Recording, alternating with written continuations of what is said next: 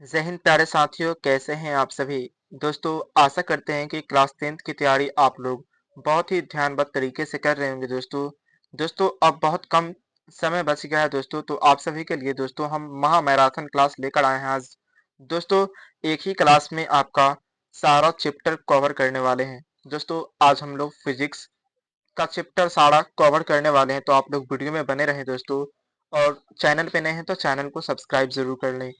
दोस्तों, आज महा मैराथन क्लास चलेगा दोस्तों, जिसमें सारे सब्जेक्ट यानी कि फिजिक्स जो है ना दोस्तों, उसमें सारे चैप्टर के बारे में दोस्तों हम लोग देखने वाले हैं। तो चलिए दोस्तों, वीडियो को स्टार्ट करते हैं। दोस्तों, अपना पहला चैप्टर जो आता है वह प्रकाश का परावर्तन। क्या दोस्तों? प्रकाश का परावर्तन, ठीक है ना दोस्तों, इसके बारे में आज हम लोग बेसिकली पढ़ेंगे दोस्तों। यहाँ से अपना क्लास का जर्नी स्टार्ट करते हैं। चलिए दोस्तों, क्वेश्चन की ओर तरफ चलते हैं दोस्तों। आज सारा ऑब्जेक्टिव क्लियर दोस्तों कर लेंगे हम लोग। ऑब्जेक्टिव जितना क्वेश्चन है हर एक चैप्टर का सब कवर करने वाले हैं दोस्तों। अपना पहला सवाल है कि दर्पण के सामने किसी भी दूरी पर स्थित वस्तु का प्रतिबिंब सीधा प्रतीत होता है दोस्तों, तो वह दर्पण कौन सा होगा। दोस्तों, दर्पण के सामने बोला गया यानी कि दर्पण के आगे, ठीक है ना दोस्तों। कोई भी दूरी पर दोस्तों वस्तु रखा हुआ है तो प्रतिबिंब कैसा बन रहा है दोस्तों? सीधा बन रहा है, ठीक है ना। और दोस्तों सीधा प्रतीत होता है, यानी सीधा बन नहीं रहा है दोस्तों, प्रतीत होता है, लगता है, ठीक है ना। तो वह कौन सा दर्पण होगा दोस्तों? तो दोस्तों वह समतल दर्पण हो सकता है या फिर उत्तल दर्पण हो सकता है, ठीक है ना। चलिए दोस्तों आगे बढ़ते हैं। दोस्तों, अगला सवाल है कि प्रकाश की किरणें गमन करती है। दोस्तों, प्रकाश की किरणें हमेशा सीधी रेखा में गमन करती है। क्या दोस्तों? सीधी रेखा में गमन करती है। ए इज राइट आंसर हो जाएगा, ठीक है ना। चलिए आगे बढ़ते हैं दोस्तों। दोस्तों, अपना तीसरा नंबर सवाल कह रहा है कि प्रकाश के परावर्तन के कितने नियम हैं। दोस्तों, प्रकाश के परावर्तन के दो नियम है। कितने नियम है दोस्तों? दो नियम है, ठीक है ना। अपवर्तन की बात किया जाए दोस्तों तो अपवर्तन के भी दो नियम ही है, ठीक है। चलिए आगे बढ़ते हैं दोस्तों। दोस्तों, अगला सवाल है कि प्रवर्तन के नियम से निर्धारित होता है। दोस्तों, प्रवर्तन के नियम से क्या निर्धारित होता है दोस्तों? तो हम लोगों को पता है दोस्तों कि आपतन कोण बराबर प्रवर्तन कोण निर्धारित किया जाता है, ठीक है ना। यानी कि जितना आपतन कोण का मान होगा दोस्तों उतना प्रवर्तन कोण का ही मान होगा, इसलिए आपतन कोण बराबर क्या होता है दोस्तों? प्रवर्तन कोण होता है दोस्तों। चलिए दोस्तों आगे बढ़ते हैं। फ्रेंड्स, अपना अगला सवाल कह रहा है कि प्रकाश तरंग उदाहरण है। दोस्तों, प्रकाश तरंग उदाहरण है किसका दोस्तों? तो विद्युत चुंबकीय तरंग का। किसका दोस्तों?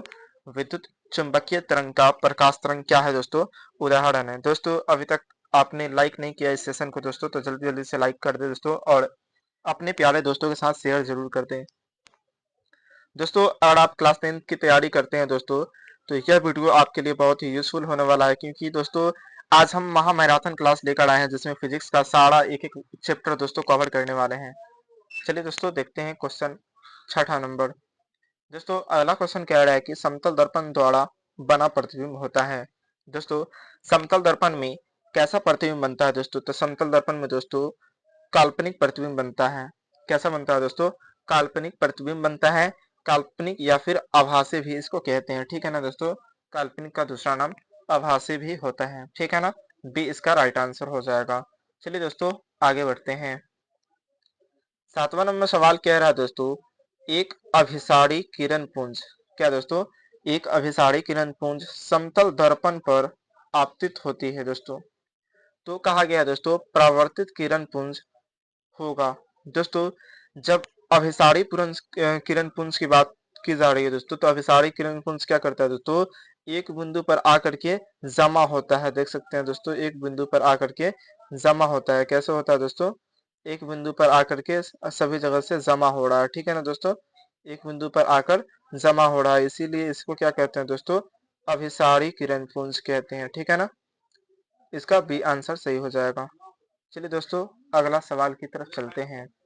दोस्तों, सातवां नंबर सवाल कह रहा है कि समतल दर्पण द्वारा बना प्रतिबिंब होता है। दोस्तों, समतल दर्पण द्वारा बना प्रतिबिंब कैसा होता है उसके बारे में पूछा गया है दोस्तों। तो चलिए दोस्तों देखते हैं। अभी अभी बताए थे दोस्तों कि समतल दर्पण में हमेशा काल्पनिक प्रतिबिंब बनता है या फिर आभासी।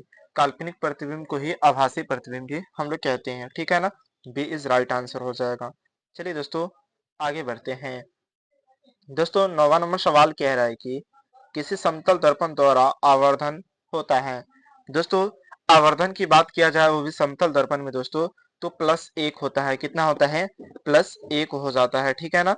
दोस्तों आशा करते हैं कि आप लोगों को यह वीडियो में ज्यादा दोस्तों मजा आ रहा होगा, तो चैनल को सब्सक्राइब कर लें और वीडियो को ज्यादा से ज्यादा अपने दोस्तों के साथ शेयर जरूर कर दें।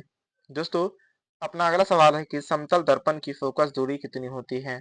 दोस्तों समतल दर्पण की फोकस दूरी होती है, दोस्तों समतल दर्पण की फोकस दूरी अनंत होती है। कितना होता है दोस्तों? अनंत होता है, यानी इनफाइनाइट। उसका प्रतिबिंब कहाँ पे बनता है दोस्तों? फोकस दूरी तो अनंत पर, ठीक है ना। चलिए आगे बढ़ते हैं दोस्तों। 11 नंबर सवाल की तरफ चलते हैं दोस्तों। 11 नंबर सवाल क्या रहा है कि अवतल दर्पण के सामने वस्तु कहाँ रखा जाए। दोस्तों कहा गया है कि अवतल दर्पण के सामने में वस्तु को कहां पर रखा जाए कि प्रतिबिंब उल्टा, वास्तविक तथा समान आकार का बने। दोस्तों बोला गया है कि अवतल दर्पण के सामने में वस्तु को कहां पर रखा जाए कि प्रतिबिंब जो होगा ना दोस्तों वह उल्टा भी बने और वास्तविक और समान आकार के यानी कि बराबर पे बने। तो दोस्तों आपको बता दें कि जब वस्तु को वक्रता केंद्र पर, कहा दोस्तों? वक्रता केंद्र पर रखा जाता है ना दोस्तों, तो उसका प्रतिबिंब जो होता है वह उल्टा बनता है, वास्तविक बनता है और समान आकार का बनता है, ठीक है ना दोस्तों। यही अगर लेंस पे रहता ना दोस्तों तो हम फोकस पे रखते, कहाँ रखते दोस्तों? फोकस पे रखते तो 2f पे बनता और दोस्तों बराबर बनता, ठीक है ना। चलिए आगे बढ़ते हैं दोस्तों। 12 नंबर सवाल की तरफ चलते हैं दोस्तों। 12 नंबर सवाल अपना कह रहा है कि उत्तल दर्पण में बना काल्पनिक प्रतिबिंब होता है। दोस्तों हम आप लोगों को बार बार बताएं दोस्तों कि उत्तल दर्पण में जो प्रतिबिंब बनता है ना दोस्तों वह कैसा बनता है दोस्तों। तो उत्तल दर्पण में दोस्तों प्रतिबिंब बनता है वह सीधा बनता है दोस्तों, हासित बनता है। हासित कहने का मतलब क्या होता है दोस्तों? हासित कहने का मतलब होता है छोटा। क्या दोस्तों? छोटा। अगर अवतल रहता तो अवतल में कैसा बनता है दोस्तों? तो बड़ा बनता है, ठीक है ना। चलिए आगे आगे बढ़ते हैं दोस्तों। दोस्तों 13 नंबर सवाल कह रहा है कि दर्पण का सूत्र क्या होता है। मस्ट बीबीआई प्रश्न है दोस्तों। ये सभी कंटेंट दोस्तों छाट कर लाया गया है जो आपके बोर्ड एग्जाम से लड़ सके, ठीक है ना। दोस्तों आप सभी को पता होना चाहिए कि 1/v+1/u बराबर 1/f जो होता है ना दोस्तों वह दर्पण का सूत्र होता है। लेकिन बात किया जाए दोस्तों कि 1/v-1/u बराबर 1/f, दोस्तों यह लेंस का सूत्र होता है। किसका सूत्र होता है दोस्तों? लेंस का सूत्र होता है, ठीक है ना। आशा करते हैं दोस्तों आप लोगों को वीडियो में काफी ज्यादा मजा आ रहा होगा दोस्तों। तो फटाफट से हमें कमेंट करके बताएं कि हमें मजा आ रहा है, ठीक है ना। चलिए दोस्तों इससे हमें मोटिवेशन फील होता है दोस्तों, क्योंकि आगे हम पढ़ाने की प्रयास करते हैं, ठीक। चलिए आगे बढ़ते हैं दोस्तों। अगला सवाल है अपना क्या कि दाढ़ी बनाने के लिए कौन सा दर्पण का उपयोग होता है। दोस्तों दाढ़ी बनाने के लिए हम लोग अक्सर अक्सर ही नहीं दोस्तों अवतल दर्पण का ही उपयोग किया जाता है। क्यों किया जाता है दोस्तों अवतल दर्पण का उपयोग? क्योंकि दोस्तों अवतल दर्पण में ना वस्तु का प्रतिबिंब जो होता है वह बड़ा दिखाई देता है। कैसा दिखाई देता है दोस्तों? बड़ा दिखाई देता है। जब हम लोग सैलून में जाते हैं दोस्तों और बाल कटवाना होता है दोस्तों, तो छोटा अगर रहे ना दोस्तों तो उसको भी क्या करके दिखाता है? बड़ा करके दिखाता है, ठीक है ना दोस्तों, जिससे हम लोग जल्दी बाल कटवा लेते हैं। दोस्तों अगर उत्तल लगा हुआ रहता तो छोटा दिखाई देता, हासित दिखाई देता, जिससे हम लोगों को पता नहीं चलता कि मेरा बाल बड़ा हुआ है या फिर छोटा है, ठीक। चलिए आगे बढ़ते हैं दोस्तों।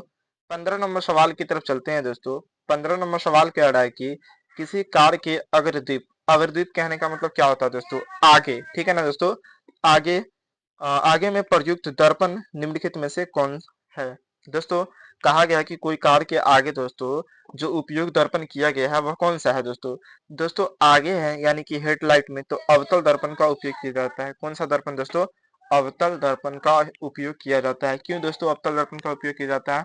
क्योंकि दोस्तों अवतल दर्पण में जो दोस्तों हमेशा क्या होता है? बड़ा दिखाई देता है। अवतल दर्पण में बड़ा दिखाई देता है इसलिए उपयोग किया जाता है। चलिए दोस्तों आगे बढ़ते हैं।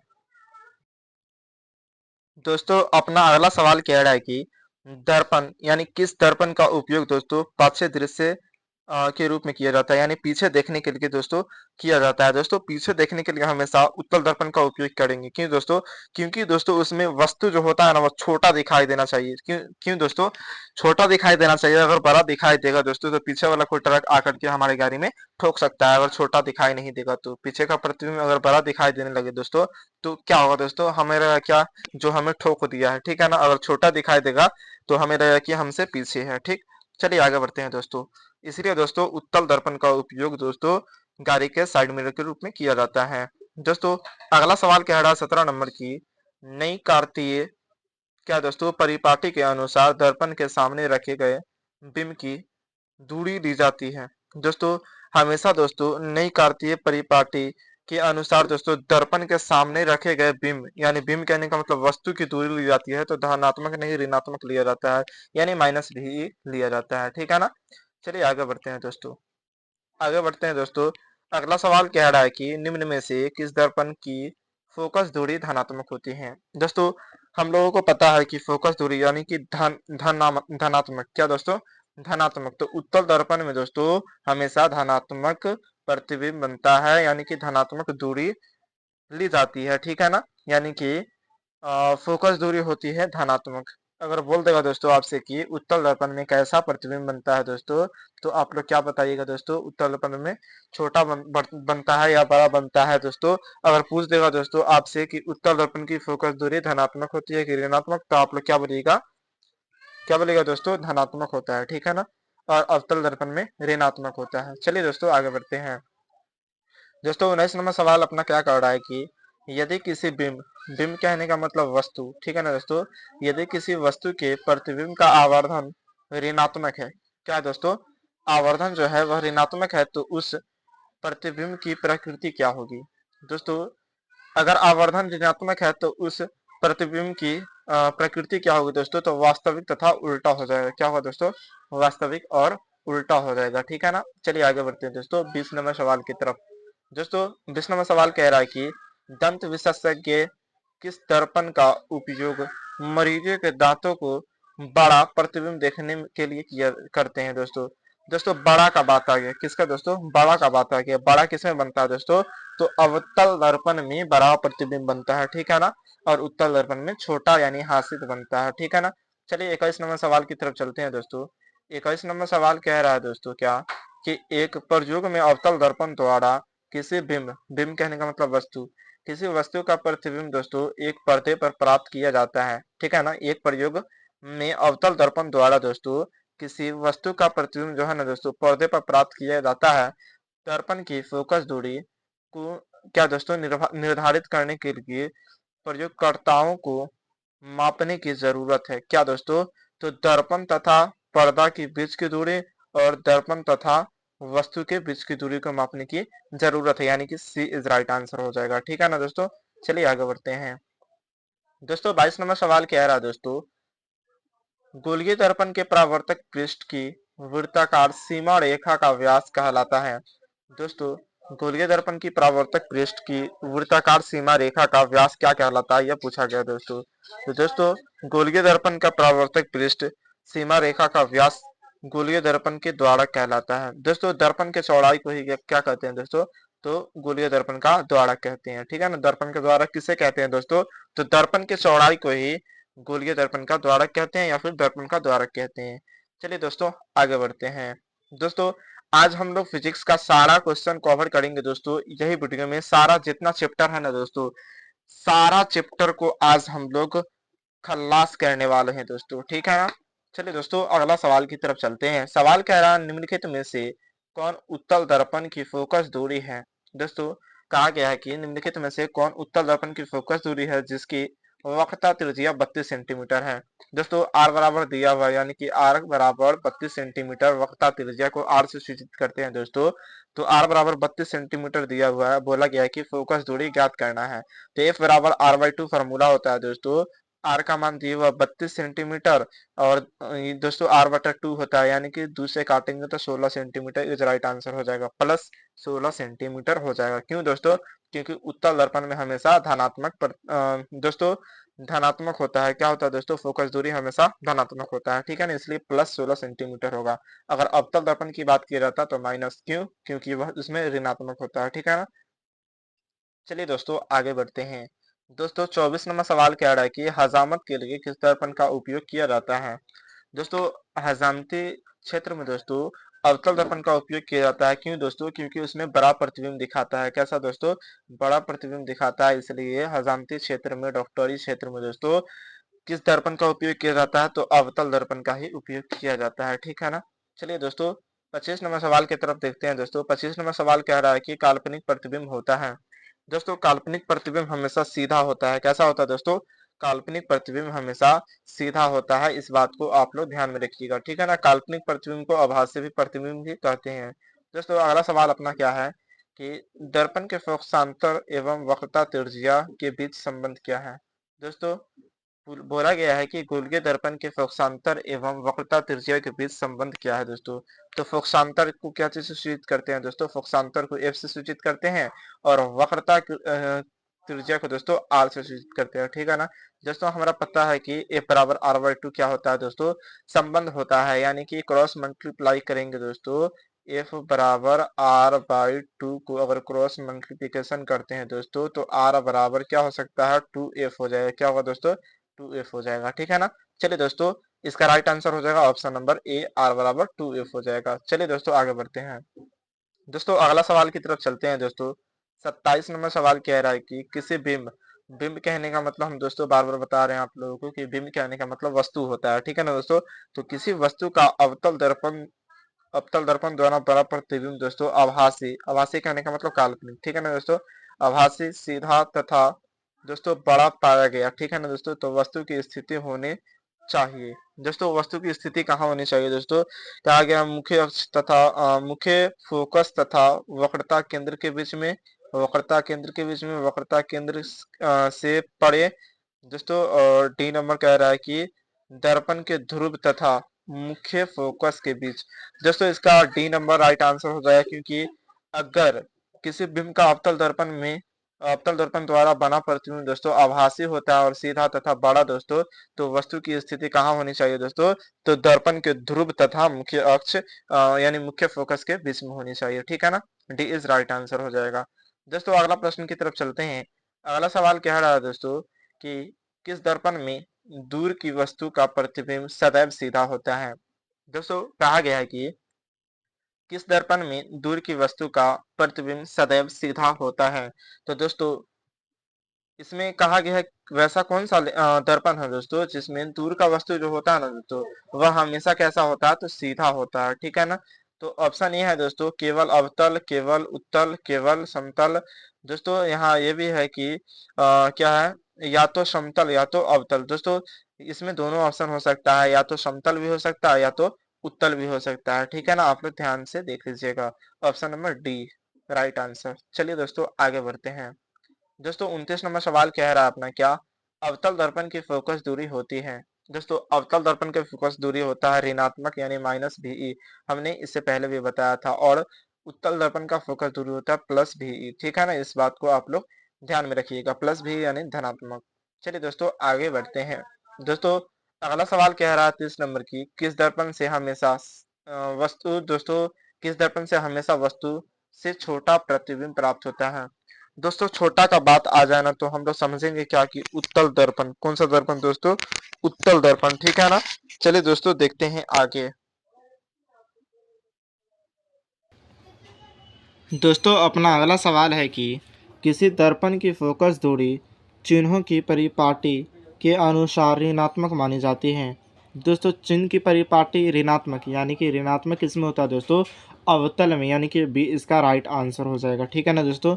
चलिए फटाफट से दोस्तों इस सेशन को आगे बढ़ाते हैं। दोस्तों 32 नंबर सवाल कह रहा है कि अवतल दर्पण में आवर्धित काल्पनिक प्रतिबिंब बनाने के लिए दोस्तों वस्तु को कहाँ पर रखा जाता है।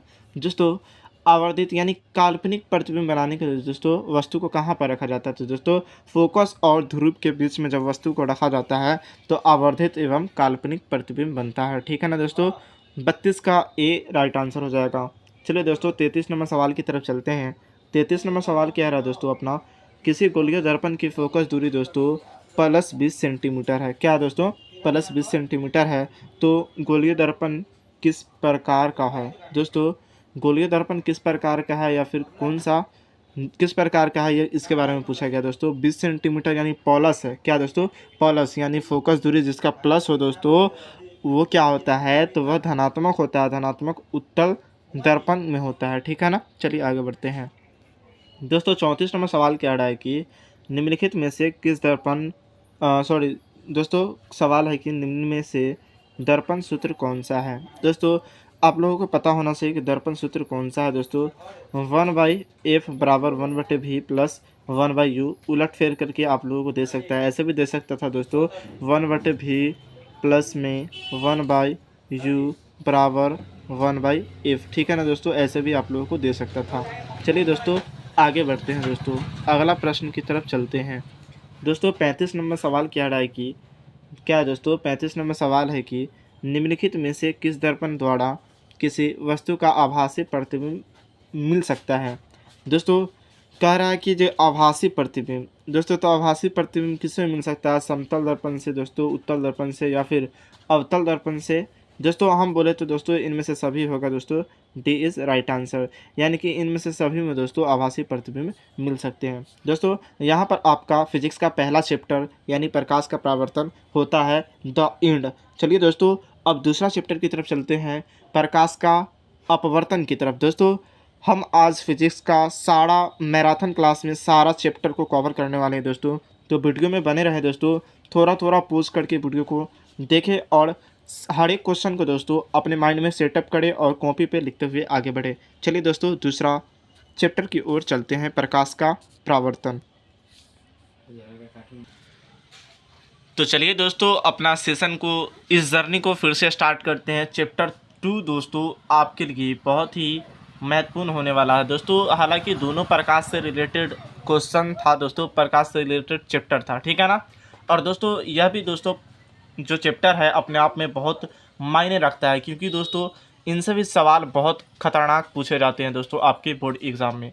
दोस्तों आपका चैप्टर 2 जो है फिजिक्स का, वह प्रकाश का अपवर्तन है। क्या दोस्तों? प्रकाश का अपवर्तन। तो चलिए दोस्तों आज इस जर्नी को स्टार्ट करते हैं और देखते हैं चैप्टर 2।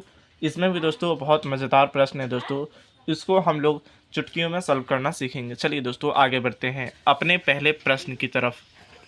दोस्तों अपना पहला सवाल कह रहा है कि वायु में प्रकाश की चाल निर्वात की अपेक्षा होती है। दोस्तों हमने कल वाला वीडियो में दोस्तों आप लोगों को बताया था कि वायु में जो प्रकाश की चाल होती है वह निर्वात की अपेक्षा दोस्तों कम होती है। क्या होती है दोस्तों? कम होती है। ए इज़ राइट आंसर हो जाएगा, ठीक है ना। चलिए आगे बढ़ते हैं धीरे धीरे कदमों से। दोस्तों कहा जाता है कि धीरे धीरे रे मना धीरे सब कुछ होए, माली सींचे 100 घड़ा ऋतु आए तब फल होए। दोस्तों हड़बड़ाने से कुछ नहीं होता है, सफलता मिलता है दोस्तों, लेकिन उसके लिए वेट करना पड़ता है, संघर्ष करना पड़ता है, ठीक है ना। चलिए आगे बढ़ते हैं दोस्तों। दूसरा नंबर सवाल क्या रहा है दोस्तों कि प्रकाश की चाल विभिन्न माध्यमों में होती है। कैसा होती है दोस्तों? हम बताए हैं दोस्तों कि अगर माध्यम चेंज होता है दोस्तों तो भिन्न भिन्न हो जाता है, यानी अलग अलग हो जाता है, ठीक है ना। बी इज़ राइट आंसर हो जाएगा। चलिए दोस्तों आगे बढ़ते हैं दोस्तों।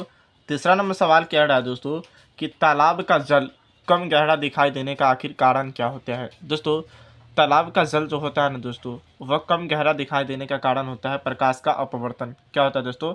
प्रकाश का अपवर्तन, यानी सी इज़ राइट आंसर हो जाएगा, ठीक है ना। चलिए दोस्तों अगला प्रश्न की तरफ चलते हैं। चौथा नंबर सवाल कह रहा है दोस्तों किसी लेंस द्वारा उत्पन्न आवर्धन का ऐसा ही मात्रक पूछा गया है दोस्तों। किसी लेंस द्वारा उत्पन्न आवर्धन का ऐसा ही मात्रक क्या होगा दोस्तों, उसके बारे में हमें देखना है दोस्तों। इसका सही जवाब हो जाएगा दोस्तों मात्रक विहीनी, ठीक है ना दोस्तों। किसी लेंस द्वारा उत्पन्न आवर्धन का ऐसा ही मात्रक होता है मात्रक विहीनी। डी इज़ राइट आंसर, ठीक है ना। चलिए दोस्तों धीरे धीरे कदमों से आगे बढ़ते हैं दोस्तों। 5वां नंबर सवाल क्या रहा है दोस्तों? क्या कह रहा है दोस्तों? लेंस के मुख्य फोकस की संख्या कितनी होती है। दोस्तों आपको बताए थे दोस्तों कि लेंस के मुख्य फोकस की संख्या 2 होती है। कितनी होती है दोस्तों? 2 होती है, ठीक है ना। हम लोग दोस्तों इससे पहले वाला चैप्टर पढ़ा था दोस्तों दर्पण के बारे में, और अभी पढ़ रहे हैं लेंस के बारे में, ठीक है ना। चलिए आगे बढ़ते हैं दोस्तों। 6ठा नंबर सवाल क्या रहा दोस्तों? अवतल लेंस का आवर्धन m बराबर होता है। दोस्तों आवर्धन को m से सूचित करते हैं पूछा गया एम बराबर क्या होता है दोस्तों, तो एम बराबर क्या होता है, भी बटे यू होता है, लेकिन इसमें माइनस होगा। क्यों होगा दोस्तों, क्योंकि अवतल लेंस पूछा गया, ठीक है ना। अवतल लेंस का आवर्धन अगर दोस्तों यहाँ पे उत्तल रहता तो प्लस हो जाता, ठीक है ना। चलिए आगे बढ़ते हैं दोस्तों। 7वां नंबर सवाल है दोस्तों, किसी माध्यम के अपवर्तनांक म्यू का मान कितना होता है। दोस्तों ये जो साइन दिख रहे हैं दोस्तों, वह म्यू का साइन है, ठीक है ना। दोस्तों म्यू बराबर क्या होता है दोस्तों, साइन आई बटे साइन आर होता है, ठीक है ना। इस दोस्तों नियम को कौन दिया था, स्नेल दिया था दोस्तों। इसको स्नेल का नियम भी कहा जाता है, ठीक है ना। स्नेल का नियम भी कहा जाता है। चलिए दोस्तों नेक्स्ट प्रश्न की तरफ चलते हैं। दोस्तों अपना अगला सवाल है कि 7 नंबर सवाल कह रहा है दोस्तों, किसी माध्यम के अपवर्तनांक म्यू का मान कितना होता है। दोस्तों अभी अभी हमने बताया कि किसी माध्यम के अपवर्तनांक म्यू बराबर दोस्तों साइन आई बटे साइन आर होता है, ठीक है ना। यह किसका नियम था दोस्तों, तो स्नेल का नियम था। किसका नियम था दोस्तों, स्नेल का नियम था। चलिए दोस्तों अगला सवाल की तरफ चलते हैं। दोस्तों 8 नंबर सवाल कह रहा है कि निम्नलिखित में किसका अपवर्तनांक सबसे अधिक होता है। दोस्तों सबसे अधिक बात किया गया दोस्तों, तो हीरा का अपवर्तनांक जो होता है सबसे अधिक होता है दोस्तों। और प्रकाश की चाल बोला जाए दोस्तों कम, तो सबसे कम होता है दोस्तों हीरा का, ठीक है ना। और दोस्तों हीरा का अपवर्तनांक आखिर कितना होता है, तो 2.42 होता है। कितना होता है, 2.42 होता है, ठीक है ना। चलिए आगे बढ़ते हैं दोस्तों। दोस्तों अगला सवाल कह रहा है 9 नंबर की, निम्नलिखित में से किस लेंस को अभिसारी लेंस कहते हैं। दोस्तों कहा गया कि किस लेंस को अभिसारी लेंस कहते हैं दोस्तों, तो आपको बता दें दोस्तों कि उत्तल लेंस को दोस्तों अभिसारी लेंस कहते हैं। क्यों कहते हैं दोस्तों, क्योंकि यह सभी किरणों को क्या करता है दोस्तों, एक बिंदु पर क्या करता है, अभिसरित करता है, यानी जमा करता है, ठीक है ना दोस्तों। इसीलिए उत्तल लेंस का दूसरा नाम क्या कहा जाता है दोस्तों, तो अभिसारी लेंस कहते हैं, ठीक है ना। चलिए दोस्तों आगे बढ़ते हैं। ठीक दोस्तों अगला सवाल की तरफ चलते हैं दोस्तों। 10 नंबर सवाल कह रहा है दोस्तों, निम्न में कौन लेंस की क्षमता का मात्रक है। दोस्तों आप सभी को पता होना चाहिए कि लेंस की क्षमता को दोस्तों मापा जाता है डायोप्टर से। किससे दोस्तों, डायोप्टर से। और डायोप्टर को डी से सूचित करते हैं। क्या चीज से दोस्तों, डी से डायोप्टर को सूचित करते हैं, ठीक है ना दोस्तों। चलिए अगला सवाल की तरफ चलते हैं। दोस्तों अगला सवाल है 11 नंबर, निम्न में से किस लेंस की फोकस दूरी धनात्मक होती है। क्या होती है दोस्तों, धनात्मक होती है। तो दोस्तों आपको बता दें कि उत्तल लेंस की फोकस दूरी होती है दोस्तों, तो वह क्या होती है दोस्तों, तो प्लस भी होता है। क्या होता है दोस्तों, प्लस भी होता है, ठीक है ना, यानी कि धनात्मक होता है, ठीक। और अवतल का माइनस भी होता है, ठीक। चलिए दोस्तों आगे बढ़ते हैं। 12 नंबर सवाल कह रहा है दोस्तों, निम्न में से किस माध्यम में प्रकाश की चाल दोस्तों अधिकतम होती है। दोस्तों कहा गया है कि निम्न में से किस माध्यम में दोस्तों प्रकाश की चाल जो होती है वह अधिकतम होती है। तो दोस्तों हवा में प्रकाश की चाल सबसे ज्यादा होता है, ठीक है ना। और हवा से भी थोड़ा सा ज्यादा दोस्तों निर्वात में होता है, ठीक है ना। और निर्वात में प्रकाश की चाल सबसे तीव्र गति से होता है। आप लोगों को यह बात ध्यान में रख लेना है, ठीक है ना। चलिए दोस्तों आगे बढ़ते हैं।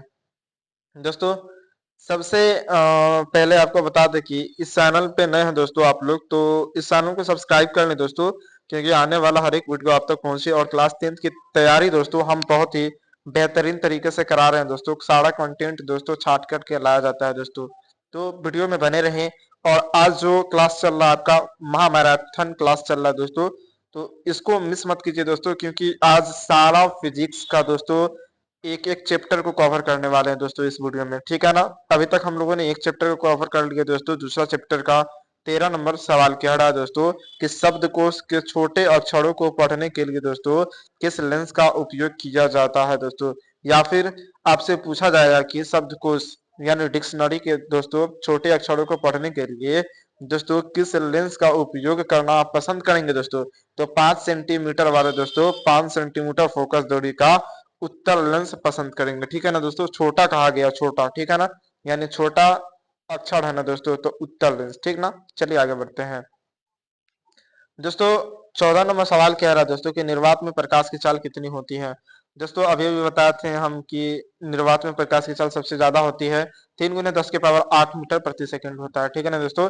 3 × 10⁸ प्रति second A is right answer, ठीक है दोस्तों। अगर निर्वात की अपेक्षा हवा में बोलते दोस्तों, तो अगर निर्वात न रहे ना दोस्तों तो हवा बोलेंगे। क्या बोलेंगे दोस्तों, हवा बोलेंगे, क्योंकि दोस्तों निर्वात में ही प्रकाश की चाल 3 लाख किलोमीटर और हवा में भी प्रकाश की चाल 3 लाख किलोमीटर होती है। लेकिन दोस्तों अपवर्तनांक का बात किया जाए तो निर्वात का अपवर्तनांक दोस्तों लगभग 1 होता है, और हवा का अपवर्तनांक होता है वह क्या होता है दोस्तों, तो 1 होता है, ठीक है ना। इसलिए निर्वात में प्रकाश की चाल थोड़ा सा तीव्र गति होता है। चलिए आगे बढ़ते हैं दोस्तों। दोस्तों 15 नंबर सवाल कह रहा है दोस्तों कि उत्तल लेंस की फोकस दूरी दोस्तों 20 सेंटीमीटर है, तो इसकी क्षमता क्या होगी। दोस्तों क्षमता बोला निकालने के लिए ना, तो दोस्तों सेंटीमीटर में है ना, सेंटीमीटर सीएम, ठीक है ना दोस्तों, यानी कि 1/में दोस्तों सेंटीमीटर में है तो 100/में दोस्तों एफ होगा। क्या होगा दोस्तों, 100/में एफ होगा। दोस्तों यहाँ पर दिया हुआ है क्या दिया हुआ, फोकस दूरी दिया हुआ है, तो हम क्या बोलेंगे दोस्तों, 100/20, ठीक है ना, 20 सेंटीमीटर दिया हुआ है, यानी कटेगा दोस्तों, तो 20×5 यानी कि 100 मरतबे में कटेगा। यह प्लस होगा कि माइनस होगा दोस्तों, तो उत्तल लेंस है तो यह प्लस हो जाएगा, ठीक है ना, यानी +5 डायोप्टर हो जाएगा, +5 डी हो जाएगा, ठीक। चलिए दोस्तों आगे बढ़ते हैं। दोस्तों अगला सवाल की तरफ चलते हैं। अगला सवाल क्या है दोस्तों, निम्न में से कौन सा पदार्थ लेंस बनाने के लिए उपयोग नहीं किया जा सकता है दोस्तों। तो आपको बता दो दोस्तों कि मिट्टी का प्रयोग दोस्तों लेंस बनाने में नहीं किया जाता है, डी इज राइट आंसर हो जाएगा, ठीक है ना। चलिए आगे बढ़ते हैं दोस्तों। दोस्तों 17 नंबर सवाल कह रहा है आपको क्या दोस्तों, कि प्रकाश के अपवर्तन के कितने नियम है। दोस्तों हम आप लोगों को बार बार बता रहे हैं दोस्तों, ये प्रकाश के अपवर्तन हो या फिर परावर्तन हो, उसमें 2 नियम होते हैं। कितने नियम होते हैं, 2 नियम होते हैं भैया। चलिए आगे बढ़ते हैं दोस्तों। 18 नंबर सवाल कह रहा है कि किस लेंस के द्वारा सिर्फ काल्पनिक प्रतिबिंब बनता है। दोस्तों कहा गया कि किस लेंस के द्वारा सिर्फ काल्पनिक प्रतिबिंब बनता है। दोस्तों काल्पनिक या आभासी भी इसे कह सकते हैं। तो दोस्तों अवतल लेंस के द्वारा दोस्तों काल्पनिक प्रतिबिंब या फिर काल्पनिक आभासी बनता है, ठीक है ना। दोस्तों आशा करते हैं यहाँ तक आप लोगों को वीडियो अत्यधिक मात्रा में समझ में आया होगा दोस्तों, और सारा कंटेंट आपके एग्जाम से लड़ने वाला है दोस्तों।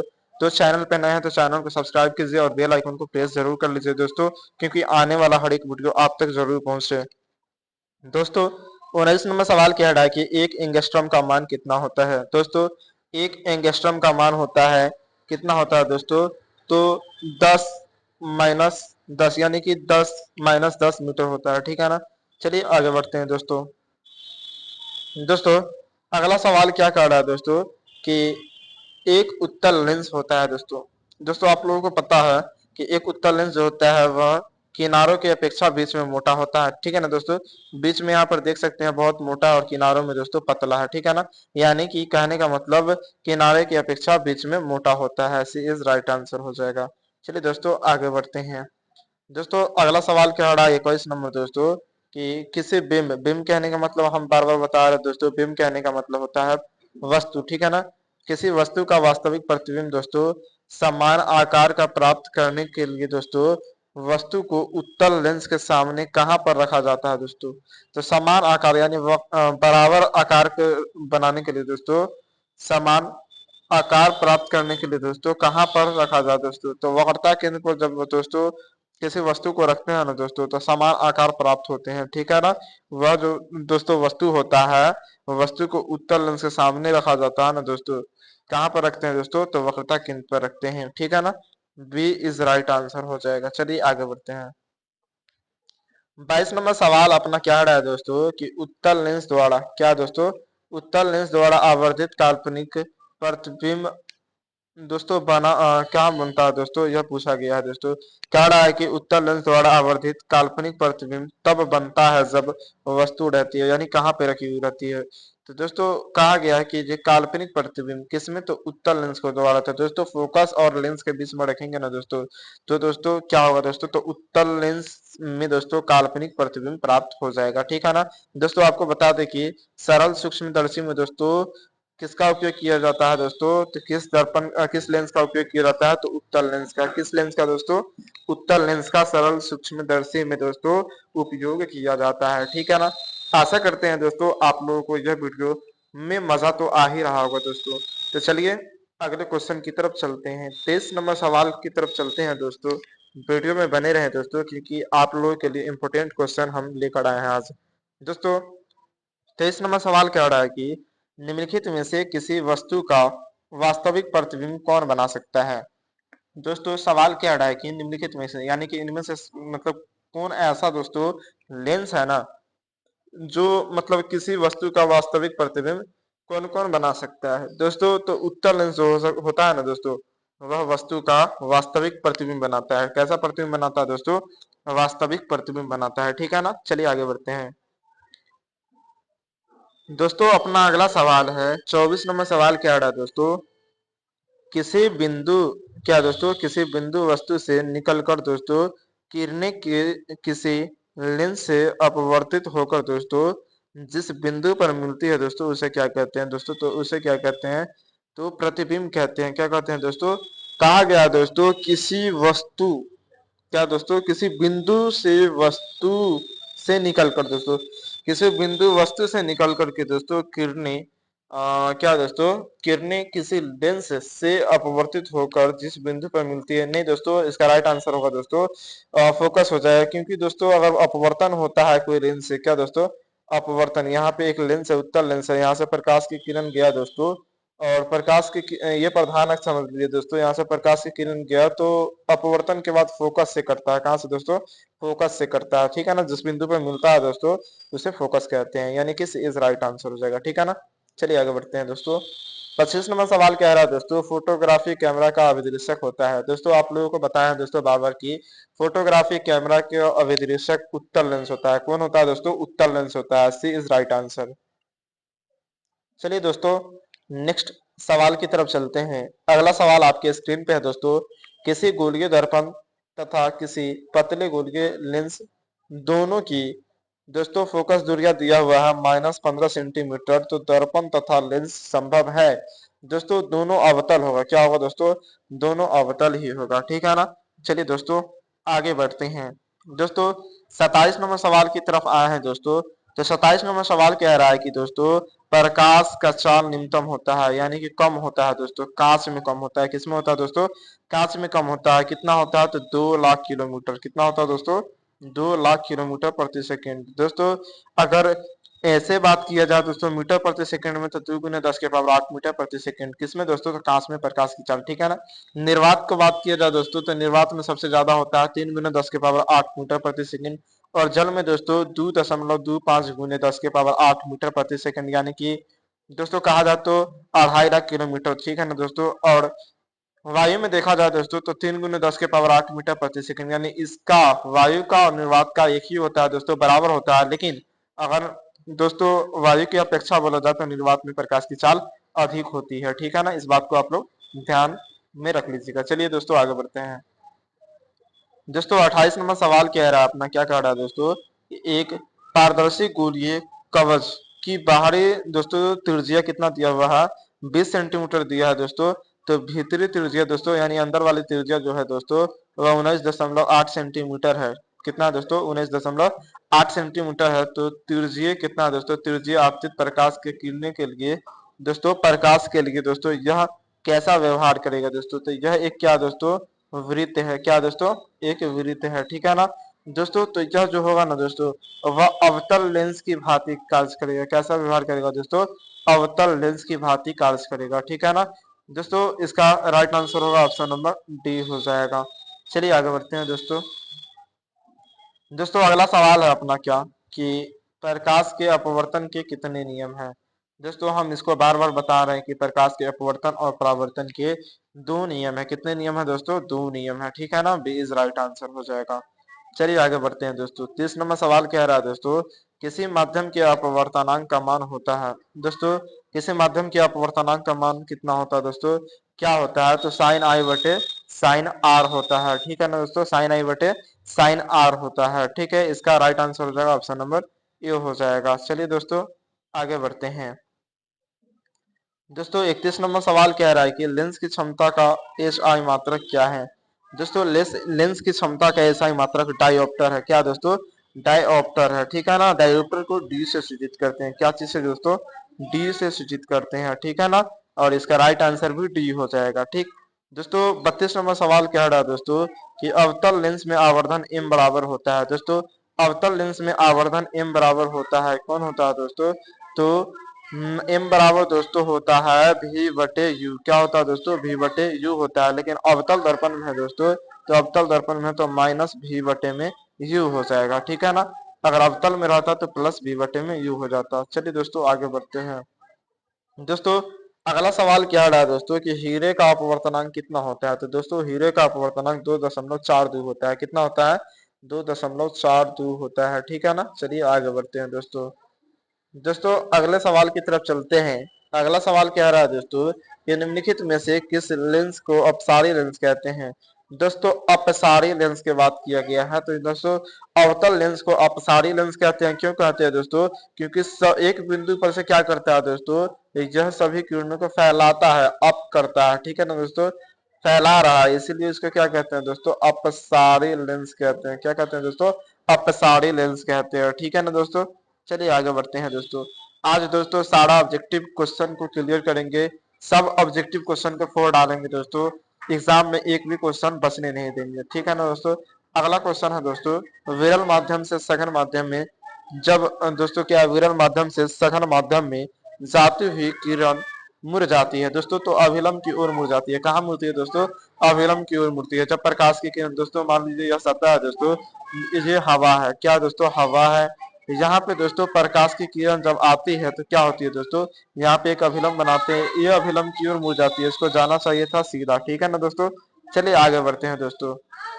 दोस्तों 36 नंबर सवाल कह रहा है दोस्तों कि निम्नलिखित में से क्या दोस्तों निम्नलिखित में से किस लेंस की फोकस दूरी धनात्मक होती है। क्या होती है दोस्तों? धनात्मक होती है। धनात्मक कहने का मतलब क्या हुआ दोस्तों, यानी प्लस भी होती है। ठीक है ना दोस्तों। तो उत्तल लेंस हमेशा क्या होती है दोस्तों? धनात्मक होती है। ठीक है ना। और अवतल क्या होता है? तो ऋणात्मक होता है। ठीक है। चलिए आगे बढ़ते हैं दोस्तों। 37 नंबर सवाल कह रहा है दोस्तों चिन्हों में निर्देशांक परिपाटी में धनात्मक फोकस दूरी होती है। दोस्तों चिन्हों की निर्देशांक दोस्तों परिपाटी में धनात्मक फोकस दूरी क्या होती है दोस्तों? तो अवतल लेंस की दोस्तों अवतल लेंस की और उत्तल दर्पण की होती है। ठीक है ना, दोनों होती है। चलिए आगे बढ़ते हैं दोस्तों। अगला सवाल की तरफ चलते हैं दोस्तों। 38 नंबर सवाल अपना कह रहा है दोस्तों कि सघन माध्यम से विरल माध्यम में दोस्तों गमन करने पर क्या दोस्तों गमन करने पर आपतन कोण आई होता है दोस्तों, और दोस्तों आपतन कोण आई होता है और परावर्तन कोण क्या होता है दोस्तों? आर होता है। इसमें क्या संबंध है दोस्तों? तो यह दोस्तों एक क्या है, यह दोस्तों यहाँ पर एक सतह है। ठीक है ना। और यहाँ पे क्या दोस्तों एक अभिलंब है, यहाँ से प्रकाश की किरण आती है दोस्तों, इसको सीधा जाना चाहिए था लेकिन क्या होता है दोस्तों थोड़ा सा मुड़ जाता है। ठीक है ना। और यहाँ पर दोस्तों जो कोण बनाता है उसको आई कहते हैं। ठीक है ना। और यहाँ पर जो कोण बनाता है उसको आर कहते हैं। यानी कि दोस्तों आई जो है वह आर से बड़ा है। ठीक है ना दोस्तों। आर जो है ना दोस्तों वह आई से क्या है दोस्तों बड़ा है और बराबर है। ठीक है ना। तो दोस्तों इसका राइट आंसर होगा ऑप्शन नंबर सी हो जाएगा। ठीक है ना। चलिए आगे बढ़ते हैं दोस्तों। अगले सवाल की तरफ चलते हैं। दोस्तों 39 नंबर सवाल क्या रहा है कि निर्देशांक चिन्ह परिपाटी में सभी दूरियां मापी जाती हैं। दोस्तों हमने आप लोगों को बार बार बताया कि दोस्तों चिन्ह परिपाटी में जो सभी दूरियां होती है ना दोस्तों वह ध्रुव से मापी जाती है, यानी पी से मापी जाती है। ठीक है ना दोस्तों। चलिए आगे बढ़ते हैं दोस्तों। नेक्स्ट सवाल की तरफ चलते हैं दोस्तों। यहाँ पर आपका चैप्टर 2 हुआ द एंड। चलिए अब चैप्टर 3 की बारी आती है दोस्तों। तो दोस्तों चलिए अब फिर से हम चैप्टर 3 यानी कि मानव नेत्र एवं रंग बिरंगा संसार को शुरू करते हैं। दोस्तों यहाँ से भी आपके एग्जाम में क्वेश्चन देखने को मिलता है दोस्तों, और अगर इस चैप्टर को दोस्तों ध्यानबद्ध तरीके से आप पढ़ लेते हैं दोस्तों तो आपके एग्जाम में दोस्तों बहुत ही आ, आसानी होगा दोस्तों क्वेश्चन को सॉल्व करने में। ठीक है ना दोस्तों। तो चलिए इस चैप्टर को दोस्तों बहुत ही शानदार तरीके से शुरू करते हैं। दोस्तों हम बताए हैं आप लोगों को कि महामैराथन बैच चल रहा है दोस्तों, जो आपको दोस्तों एक वीडियो में सारा सब्जेक्ट को क्लियर करवाया जा रहा है दोस्तों, एक वीडियो में सारा चैप्टर को कवर करवाया जा रहा है दोस्तों। फिजिक्स का जो जितना चैप्टर है दोस्तों उसको एक वीडियो में कवर करवाया जा रहा है। ठीक है ना दोस्तों। तो इस वीडियो को मिस मत कीजिए दोस्तों। और चलिए चैप्टर नंबर 3 की तरफ चलते हैं दोस्तों। चैप्टर 3 है दोस्तों मानव नेत्र एवं रंग बिरंगा संसार। ठीक है ना दोस्तों। चलिए इसका क्वेश्चन को फोर डालते हैं, क्वेश्चन की तरफ नजर डालते हैं दोस्तों।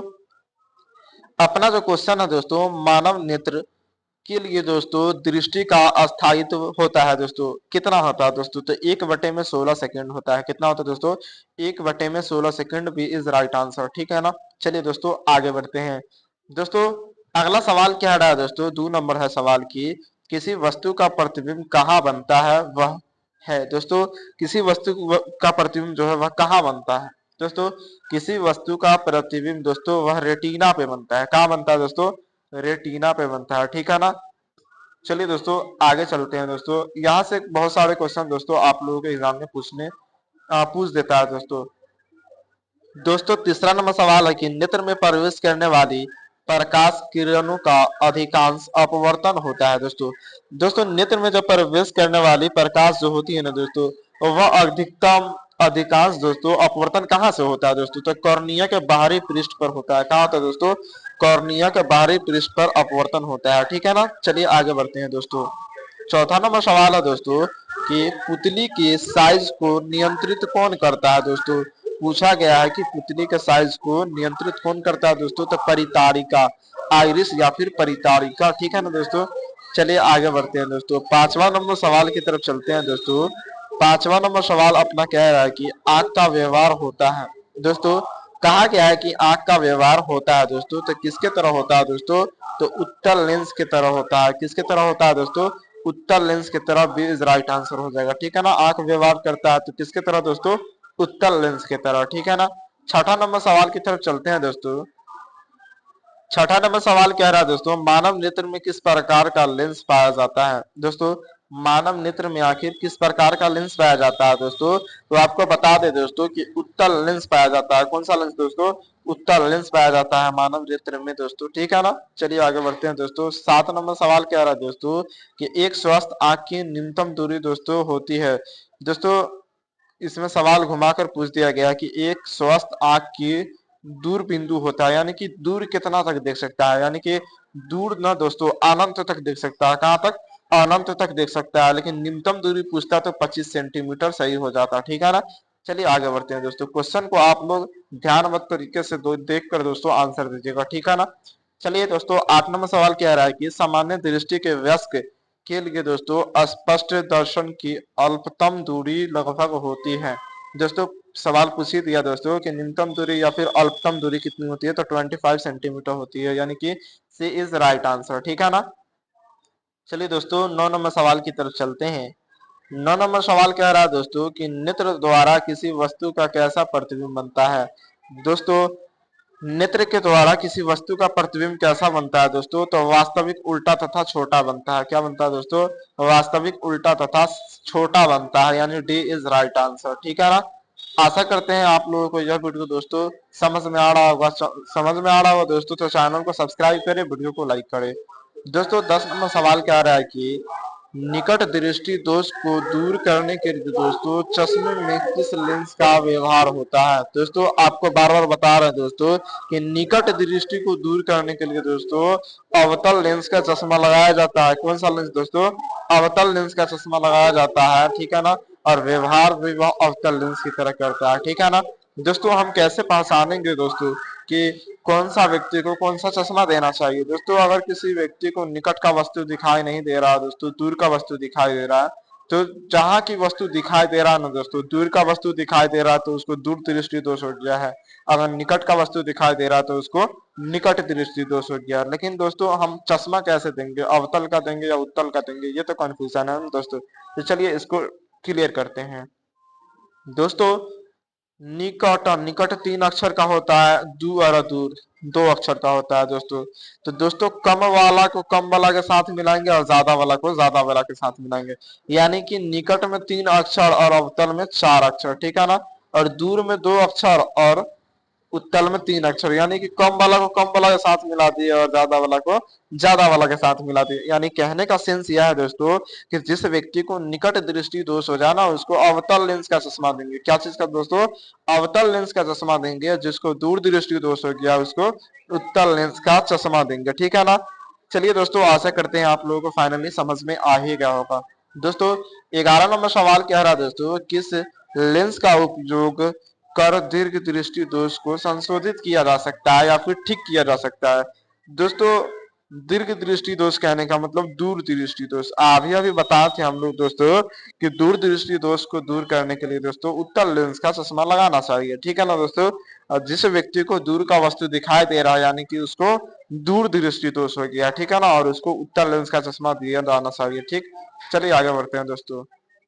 दोस्तों 12 नंबर सवाल कह रहा है कि किस दृष्टि दोष को अवतल और उत्तल दोनों लेंसों से दोस्तों द्विफोकसीय लेंस द्वारा संशोधित किया जा सकता है। दोस्तों एक ऐसा भी बीमारी होता है दोस्तों जिसमें उत्तल और अवतल दोनों लेंसों से मिला हुआ द्विफोकसीय लेंस द्वारा संशोधित किया जाता है, यानी सही किया जाता है दोस्तों। तो दोस्तों जिस व्यक्ति को जरा दृष्टि दोष हो जाता है ना दोस्तों, उसको द्विफोकसीय लेंस के द्वारा सही किया जाता है, ठीक है ना। चलिए दोस्तों आगे बढ़ते हैं। 13 नंबर सवाल कह रहा है दोस्तों कि जो नेत्र निकट स्थित वस्तु को साफ साफ दोस्तों देख नहीं पाता है उस नेत्र में होता है दोस्तों। दोस्तों जो व्यक्ति कोई व्यक्ति है दोस्तों, वह निकट स्थित यानी निकट रखा हुआ वस्तु को साफ साफ नहीं देख पाता, यानी कि दूर का वस्तु देख रहा है दोस्तों। हम बताए हैं कि जहां का वस्तु दिख रहा है वही दृष्टि दोष हुआ दोस्तों। तो इसमें निकट का वस्तु नहीं दिख रहा था यानी दूर का वस्तु दिख रहा है, तो इसको दूर दृष्टि दोष हो गया। ए इज राइट आंसर, ठीक है ना। चलिए आगे बढ़ते हैं दोस्तों। 14 नंबर सवाल कह रहा है दोस्तों कि दूरदृष्टि दोष वाला नेत्र साफ साफ देख सकता है। दोस्तों सवाल कह रहा है कि दूरदृष्टि दोष वाला आंख जो है वह साफ साफ देख सकता है। तो दोस्तों दूरदृष्टि दोष वाला दूर की वस्तु को साफ साफ देख सकता है क्योंकि उसको दूरदृष्टि दोष हो चुका है, ठीक है ना।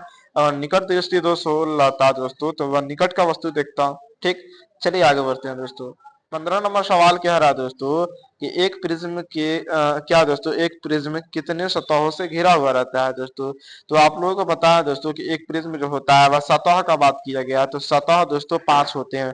एक सतह ये हुआ दोस्तों, दूसरा सतह ये हुआ, तीसरा ये हुआ, चौथा दोस्तों एक ऊपर में है और पांचवा इसके बैक साइड में है, ठीक है ना दोस्तों, जो दिखता नहीं, यानी कि 5 सतहों से घिरा हुआ रहता है। फलक की बात किया जाता है दोस्तों तो 2 फलकों से घिरा हुआ रहता है, ठीक है ना। 3 फलक भी हो सकते हैं, 1 2 3, ठीक है ना दोस्तों। चलिए आगे बढ़ते हैं दोस्तों। अगला सवाल कह रहा है दोस्तों कि क्या दोस्तों दृश्य प्रकाश में क्या दोस्तों किस वर्ण का तरंगदैर्घ्य अधिक होता है। दोस्तों तरंगदैर्घ्य की बात कहा जा रहा है दोस्तों, तो लाल रंग का तरंगदैर्घ्य क्या होता है दोस्तों, अधिक होता है। इस बात को आप लोग ध्यान तरीके से देख लीजिएगा, यानी सी इसका राइट आंसर हो जाएगा, ठीक है ना। और दोस्तों कम तरंगदैर्घ्य वाला बात किया जाए तो बैगनी होता है। कौन होता है दोस्तों, बैगनी, क्योंकि बैगनी का प्रकीर्णन ज्यादा होता है और लाल का कम होता है दोस्तों। अगला क्वेश्चन है दोस्तों कि किस रंग का विचलन निम्नतम होता है यानी कम होता है। दोस्तों विचलन के आने का मतलब फैलाव। अब ये भी बताएं दोस्तों कि लाल रंग का फैलाव कम होता है, यानी ए इज राइट आंसर हो जाएगा, ठीक है ना दोस्तों। चलिए आगे बढ़ते हैं दोस्तों। 18 नंबर सवाल कह रहा है दोस्तों कि श्वेत रंग कितने रंगों के मेल से बना होता है। दोस्तों श्वेत रंग जो है यानी श्वेत प्रकाश जो है वह कितने रंगों से मिलकर बना होता है दोस्तों, तो 7 रंगों से मिलकर बना होता है। डी इसका राइट आंसर हो जाएगा, ठीक है ना दोस्तों। दोस्तों आशा करते हैं आप लोगों को यह वीडियो बहुत ही यूजफुल लगा होगा दोस्तों। दोस्तों अच्छा लगा होगा तो अपने फर्ज को निभाते हुए चैनल को सब्सक्राइब करके वीडियो को लाइक जरूर करते दीजिए दोस्तों। 19 नंबर सवाल कह रहा है दोस्तों कि स्पेक्ट्रम प्राप्त करने के लिए दोस्तों किसका प्रयोग किया जाता है। दोस्तों स्पेक्ट्रम प्राप्त करने के लिए दोस्तों हमें प्रिज्म का उपयोग करना चाहिए। किसका उपयोग दोस्तों, प्रिज्म का उपयोग करना चाहिए, ठीक है ना। चलिए आगे बढ़ते हैं दोस्तों। 20 नंबर सवाल कह रहा है दोस्तों कि स्पेक्ट्रम में किस रंग के किरण दोस्तों किरण का झुकाव अधिक होता है। दोस्तों पूछा गया कि स्पेक्ट्रम में किस रंग के किरण का झुकाव सबसे क्या होता है दोस्तों, अधिक होता है। दोस्तों यहाँ पर एक प्रिज्म बनाया गया दोस्तों, क्या बनाया गया, प्रिज्म, और इससे श्वेत प्रकाश को भेजा गया, ठीक है ना। यहाँ से अपवर्तन होता है दोस्तों। अपवर्तन होने के बाद अपने विभिन्न रंगों में यानी 7 रंगों में विभक्त हो जाता है, ठीक है ना। जिसमें सबसे ऊपर कौन रहता है, तो लाल रहता है, और सबसे नीचे बैगनी रहता है। तो लाल रंग का तरंगदैर्घ्य अधिक होता है, बैगनी का कम होता है। फैलाव का बात किया जाए दोस्तों तो लाल रंग का फैलाव कम होता है और बैगनी का फैलाव ज्यादा होता है। फैलाव कम क्यों होता है लाल का, क्योंकि ज्यादा यह डार्क होता है, ठीक है ना दोस्तों। चलिए आगे बढ़ते हैं दोस्तों। 21 नंबर सवाल कह रहा है दोस्तों ये प्रकाश का प्राथमिक वर्ण है। दोस्तों हम आपको बताए थे कि लाल हरा नीला जो है ना दोस्तों वह प्रकाश के प्राथमिक वर्ण है, यानी कि इनमें से सही इसका राइट आंसर हो जाएगा, ठीक है ना। चलिए आगे बढ़ते हैं दोस्तों। अगला सवाल की तरफ चलते हैं दोस्तों। 22 नंबर सवाल कह रहा है कि श्वेत प्रकाश में वर्ण विक्षेपण उत्पन्न करता है। दोस्तों श्वेत प्रकाश में जो वर्ण विक्षेपण होता है ना वह उत्पन्न कैसे होता है, कौन करता है, तो दोस्तों प्रिज्म के द्वारा वर्ण विक्षेपण की घटना घटित होता है, ठीक है ना। दोस्तों अपवर्तन के कारण होता है, लेकिन यहाँ पर दोस्तों श्वेत प्रकाश में वर्ण विक्षेपण उत्पन्न कैसे होता है दोस्तों, तो प्रिज्म के द्वारा होता है। किसके द्वारा दोस्तों, प्रिज्म के द्वारा, ठीक है ना। D is right answer. चलिए आगे बढ़ते हैं दोस्तों। 23 नंबर सवाल कह रहा है कि आकाश का नीला रंग होना किस परिघटना का दोस्तों परिणाम है। दोस्तों आकाश का रंग जो है वह नीला होना दोस्तों किस परिघटना का परिणाम है दोस्तों, तो प्रकाश का प्रकीर्णन। क्या दोस्तों, प्रकाश के प्रकीर्णन के कारण ही दोस्तों आकाश का रंग जो होता है ना दोस्तों वह नीला होता है, ठीक है ना। चलिए दोस्तों आगे बढ़ते हैं दोस्तों, अगला सवाल की तरफ चलते हैं। दोस्तों अगला सवाल है 24 नंबर की, प्रकाश का न्यूनतम तरंगदैर्घ्य कितना होता है दोस्तों, तो प्रकाश का न्यूनतम तरंगदैर्घ्य होता है 380 एनएम, ठीक है ना। एनएम कहने का मतलब क्या होता है दोस्तों, एनएम कहने का मतलब नैनोमीटर, कितना क्या होता है दोस्तों, नैनोमीटर होता है, ठीक है ना। चलिए आगे बढ़ते हैं दोस्तों। 25 नंबर सवाल कह रहा है दोस्तों कि तारे के टिमटिमाने का कारण क्या है दोस्तों, तारा आखिर टिमटिमाता क्यों है दोस्तों, इसके पीछे रीजन क्या है दोस्तों, तो रीजन यही है कि दोस्तों जो वायुमंडलीय अपवर्तन के कारण दोस्तों तारा होता है ना वह टिमटिमाता है, ठीक है ना। चलिए आगे बढ़ते हैं दोस्तों। 26 नंबर सवाल कह रहा है दोस्तों, प्रकाश के किस घटना के कारण सूर्य हमें वास्तविक सूर्योदय से 2 मिनट पूर्व यानी 2 मिनट पहले दिखाई देता है, तो दोस्तों वायुमंडलीय अपवर्तन के कारण ना दोस्तों सूर्य हमें वास्तविक सूर्योदय से ना 2 मिनट पहले दिखाई पड़ता है, यानी बी इसका राइट आंसर हो जाएगा, ठीक है ना दोस्तों। चलिए आगे बढ़ते हैं दोस्तों। दोस्तों अपना अगला सवाल है क्या कि तारों का टिमटिमाना दोस्तों प्रकाश के किस परिघटना को दर्शाता है, तो दोस्तों प्रकाश के अपवर्तन के कारण दोस्तों तारा टिमटिमाता है, ठीक है ना। तो प्रकाश के अपवर्तन के कारण ही दोस्तों क्या होता है, प्रकाश का दोस्तों तारों का टिमटिमाना प्रकाश की परिघटना को दर्शाता है, ठीक है ना। यानी इसका राइट आंसर हो जाएगा ऑप्शन नंबर ए हो जाएगा, ठीक। चलिए दोस्तों अगला सवाल की तरफ चलते हैं। दोस्तों अगला सवाल है कि वायुमंडल में कौन सा वर्ण अधिक प्रकीर्णन होता है। दोस्तों आपको बताएं कि वायुमंडल की बात किया जा रहा है दोस्तों, तो वायुमंडल में प्रकीर्णन कौन सा रंग होता है दोस्तों, तो नीला सबसे ज्यादा फैलता है। कौन सा रंग दोस्तों, नीला फैलता है, ठीक है ना। चलिए आगे बढ़ते हैं दोस्तों। दोस्तों अगला सवाल है 29 नंबर की, जब सूर्य का प्रकाश दोस्तों वायुमंडल से गुजरता है, कहाँ से दोस्तों, वायुमंडल से गुजरता है, तो वायु के सूक्ष्म कण दोस्तों किस रंग क्या दोस्तों, वायु को सूक्ष्म कण किस रंग के प्रकाश को अधिक प्रबलता से प्रकीर्णन करता है, दोस्तों नीला रंग को प्रकीर्णन करता है, यानी कि नीला रंग को दोस्तों फैलाता है, किसमें, तो वायुमंडल में, ठीक है ना। चलिए आगे बढ़ते हैं दोस्तों। 30 नंबर सवाल क्या रहा दोस्तों, प्रकाश के किस रंग का तरंगदैर्घ्य सबसे अधिक होता है दोस्तों, तो आपको बताया तरंगदैर्घ्य की बात किया जा रहा है दोस्तों, यानी कि लाल रंग का तरंगदैर्घ्य होता है दोस्तों 6900 से 7000 एंगस्ट्रॉम होता है, यानी कि सबसे ज्यादा होता है, यानी कि लाल रंग का तरंगदैर्घ्य सबसे ज्यादा होता है और विचलन सबसे कम होता है, ठीक है ना। यानी इसका right answer option number C हो जाएगा। चलिए दोस्तों नेक्स्ट सवाल की तरफ चलते हैं। 31 नंबर सवाल कह रहा है दोस्तों, चंद्रमा पर खड़े अंतरिक्ष यात्री को आकाश कैसा प्रतीत होता है दोस्तों। दोस्तों चंद्रमा पर खड़े व्यक्ति को दोस्तों अंतरिक्ष यात्री को आकाश का रंग काला दिखाई पड़ता है, यह बार बार क्वेश्चन एग्जाम में पूछा जाता है दोस्तों, ठीक है ना। दोस्तों 32 नंबर सवाल कह रहा है दोस्तों, किसी कोलाइडिव विलगन में लंबित क्या दोस्तों, निलंबित कणों से प्रकाश के प्रकीर्णन को कहा जाता है दोस्तों, तो टिंडल प्रभाव कहा जाता है, सी नंबर इसका राइट आंसर हो जाएगा, ठीक है ना। आगे बढ़ते हैं भाई। आगे क्वेश्चन क्या कह रहा है कि दृश्य प्रकाश में किस वर्ण का तरंगदैर्घ्य अधिकतम होता है, ठीक है ना दोस्तों। यानी लाल रंग का दोस्तों तरंगदैर्घ्य जो होता है वह अधिक होता है, 6900 से 7000 एंगस्ट्रॉम होता है, ठीक है ना। चलिए आगे बढ़ते हैं दोस्तों।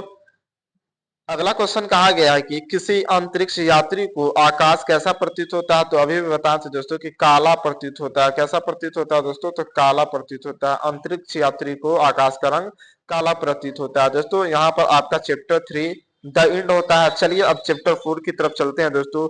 आशा करते हैं यहाँ तक दोस्तों आप लोगों को वीडियो बहुत अच्छा लगा होगा। तो चलिए दोस्तों आज इस शानदार सेशन को, शानदार चैप्टर को शानदार तरीके से पढ़ते हैं, ठीक है ना दोस्तों।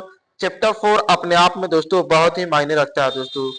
दोस्तों चैप्टर 4 विद्युत से रिलेटेड है। क्या से रिलेटेड है दोस्तों, विद्युत से रिलेटेड है, ठीक है ना दोस्तों। अगर आपको भी इसके बारे में कुछ नॉलेज है दोस्तों तो अपनी कमेंट बॉक्स में अपना विचार को रखिए दोस्तों। और चलिए इस शानदार सेशन को शानदार तरीके से दोस्तों स्टार्ट करते हैं दोस्तों। महा मैराथन क्लास चल रहा है दोस्तों, जो एक ही वीडियो में दोस्तों सारा सब्जेक्ट को कवर करने वाले हैं, ठीक है ना दोस्तों। आपके क्लास 10 के एग्जाम में दोस्तों एक भी क्वेश्चन नहीं छूटेगा दोस्तों, अगर इस सिलेबस को सारा चैप्टर को चैप्टर वाइज पढ़ लिए तो दोस्तों। चलिए आगे बढ़ते हैं दोस्तों। अपना पहला सवाल है क्या कि एक इलेक्ट्रॉन पर आवेश होता है दोस्तों। आप लोगों को पता होना चाहिए कि एक इलेक्ट्रॉन पर आवेश कितना होता है, तो 1.6 गुनी 10 के पावर माइनस 19 कूलाम होता है। कितना होता है दोस्तों? 1.6 गुनी 10 के पावर माइनस 19 कूलाम होता है, यानी कि सी इज राइट आंसर हो जाएगा। हाँ भैया, सी इज राइट आंसर होगा, ठीक है ना। आगे बैठते हैं। दूसरा नंबर सवाल कह रहा है कि विद्युत आवेश का एसआई मात्रक आखिर होता है क्या?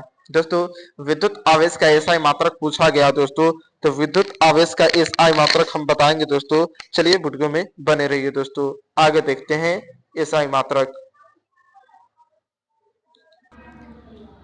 दोस्तों चैप्टर 4 का पहला सवाल क्या है कि एक इलेक्ट्रॉन पर आवेश होता है। दोस्तों आप लोगों को पता होना चाहिए कि एक इलेक्ट्रॉन पर आवेश कितना होता है दोस्तों, तो 1.6 गुने 10 के पावर माइनस 19 कूलाम होता है, ठीक है ना दोस्तों।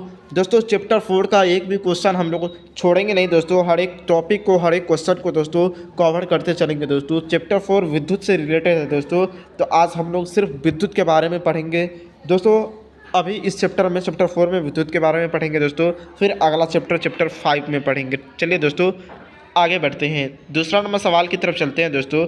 दूसरा नंबर सवाल क्या रहा दोस्तों कि विद्युत आवेश का एसआई मात्रक होता है। दोस्तों विद्युत आवेश का एसआई मात्रक क्या होता है दोस्तों, तो कूलाम होता है। क्या होता है दोस्तों? कूलाम होता है, और कूलाम को सी से सूचित किया जाता है, ठीक है ना। चलिए आगे बढ़ते हैं दोस्तों। तीसरा नंबर सवाल है दोस्तों, क्या है सवाल कि एक माइक्रो एम्पियर के तुल्य कितना विद्युत धारा होगी। दोस्तों 1 एम्पियर के बराबर दोस्तों कितना तुल्य विद्युत धारा होगी दोस्तों, तो 10 के पावर माइनस 6 एंगस्ट्रम होगा। कितना होगा दोस्तों? 10 के पावर 6 माइनस क्या दोस्तों, माइनस 6 एंगस्ट्रम होगा, ठीक है ना।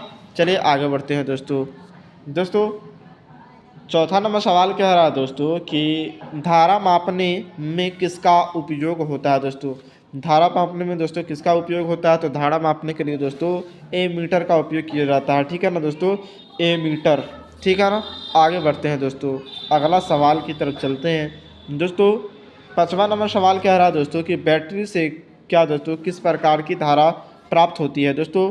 बैटरी से दोस्तों दृष्टि धारा प्राप्त होती है। कौन सी धारा दोस्तों? दृष्टि धारा, ठीक है ना। चलिए आगे बढ़ते हैं दोस्तों। दोस्तों छठा नंबर सवाल कह रहा है कि आमीटर को विद्युत परिपथ में दोस्तों कैसे जोड़ा जाता है। दोस्तों कहा गया है कि आमीटर को आखिर विद्युत परिपथ में दोस्तों कैसे जोड़ा जाता है, तो श्रेणी क्रम में जोड़ा जाता है। किसमें दोस्तों? श्रेणी क्रम में आमीटर को जोड़ा जाता है, ठीक है ना। नेक्स्ट सवाल है भैया, क्या है सवाल कि विद्युत धारा का एसआई मात्रक होता है। दोस्तों विद्युत धारा का एसआई मात्रक एम्पियर होता है, ठीक है ना, इसको ए से सूचित भी करते हैं दोस्तों।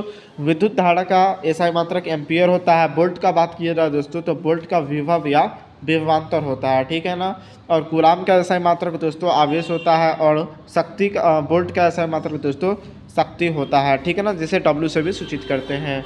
दोस्तों आगे बढ़ते हैं दोस्तों, अगले सवाल की तरफ चलते हैं दोस्तों। नेक्स्ट सवाल है दोस्तों कि किस उपकरणों में दोस्तों, किस उपकरण में धन यानी प्लस और ऋण यानी माइनस का चिन्ह नहीं होता है। दोस्तों आपको बता दें कि कुंडली में दोस्तों प्लस और माइनस का चिन्ह नहीं होता है, ठीक है ना। इसका राइट आंसर होगा ऑप्शन नंबर सी हो जाएगा। चलिए अगले सवाल की तरफ चलते हैं दोस्तों। 9 नंबर सवाल कह रहा है क्या कि क्या दोस्तों, किसी बल्ब से दोस्तों, किसी बल्ब से 1 मिनट में 120 कूलाम आवेश प्रवाहित होती है, यानी कि 1 मिनट में 120 कूलाम आवेश प्रवाहित होती है दोस्तों, तो उस विद्युत धारा का मान कितना होगा दोस्तों। दोस्तों 1 मिनट में, कितना मिनट में दोस्तों, 1 मिनट में 60 सेकंड होते हैं दोस्तों, जिसको टी से सूचित करते हैं, यानी टाइम, ठीक है ना। और क्यू यानी कूलाम कितना दिया हुआ दोस्तों, 120 कूलाम दिया हुआ है, ठीक है ना। तो हमरा पता है दोस्तों इसका क्या दोस्तों, इसका सूत्र होता है दोस्तों कि I बराबर Q बटे में T होता है, ठीक है ना दोस्तों। I बराबर में Q बटे में T, यानी विद्युत धारा बराबर में दोस्तों कूलाम बटे समय, ठीक है ना दोस्तों।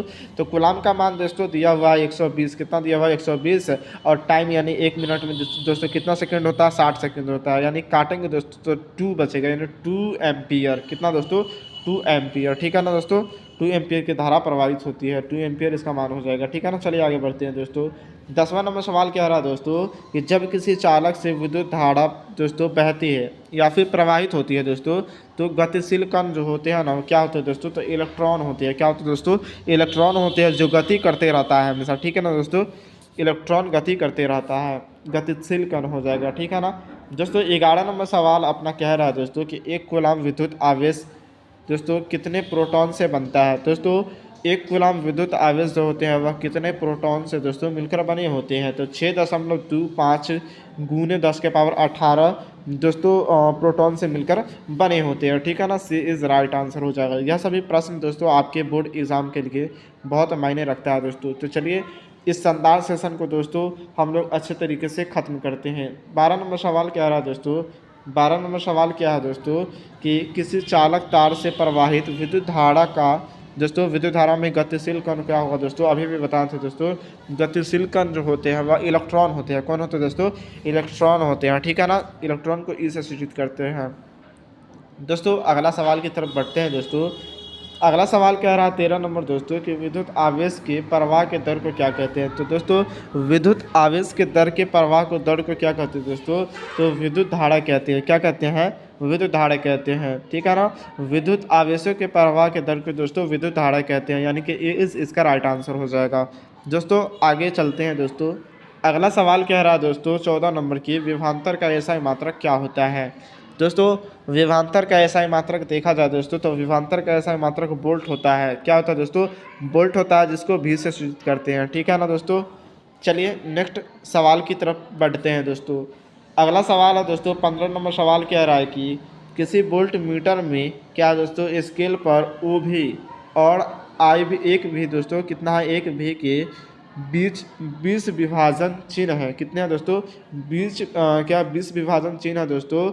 तो उस वोल्ट मीटर का अल्प मापांक क्या दोस्तों, मापांक कितना होगा दोस्तों, तो 0.05 वोल्ट होगा। कितना होगा दोस्तों, 0.05 वोल्ट होगा। ठीक है ना, चलिए आगे बढ़ते हैं दोस्तों। अगला सवाल कह रहा है दोस्तों कि विभवांतर मापने वाले यंत्र को क्या कहा जाता है। विभवांतर मापने वाले यंत्र को दोस्तों वोल्ट मीटर कहा जाता है, यानी भी इसका राइट आंसर हो जाएगा। ठीक है ना दोस्तों, वोल्ट को भी से सूचित करते हैं। ठीक, चलिए दोस्तों आगे चलते हैं दोस्तों।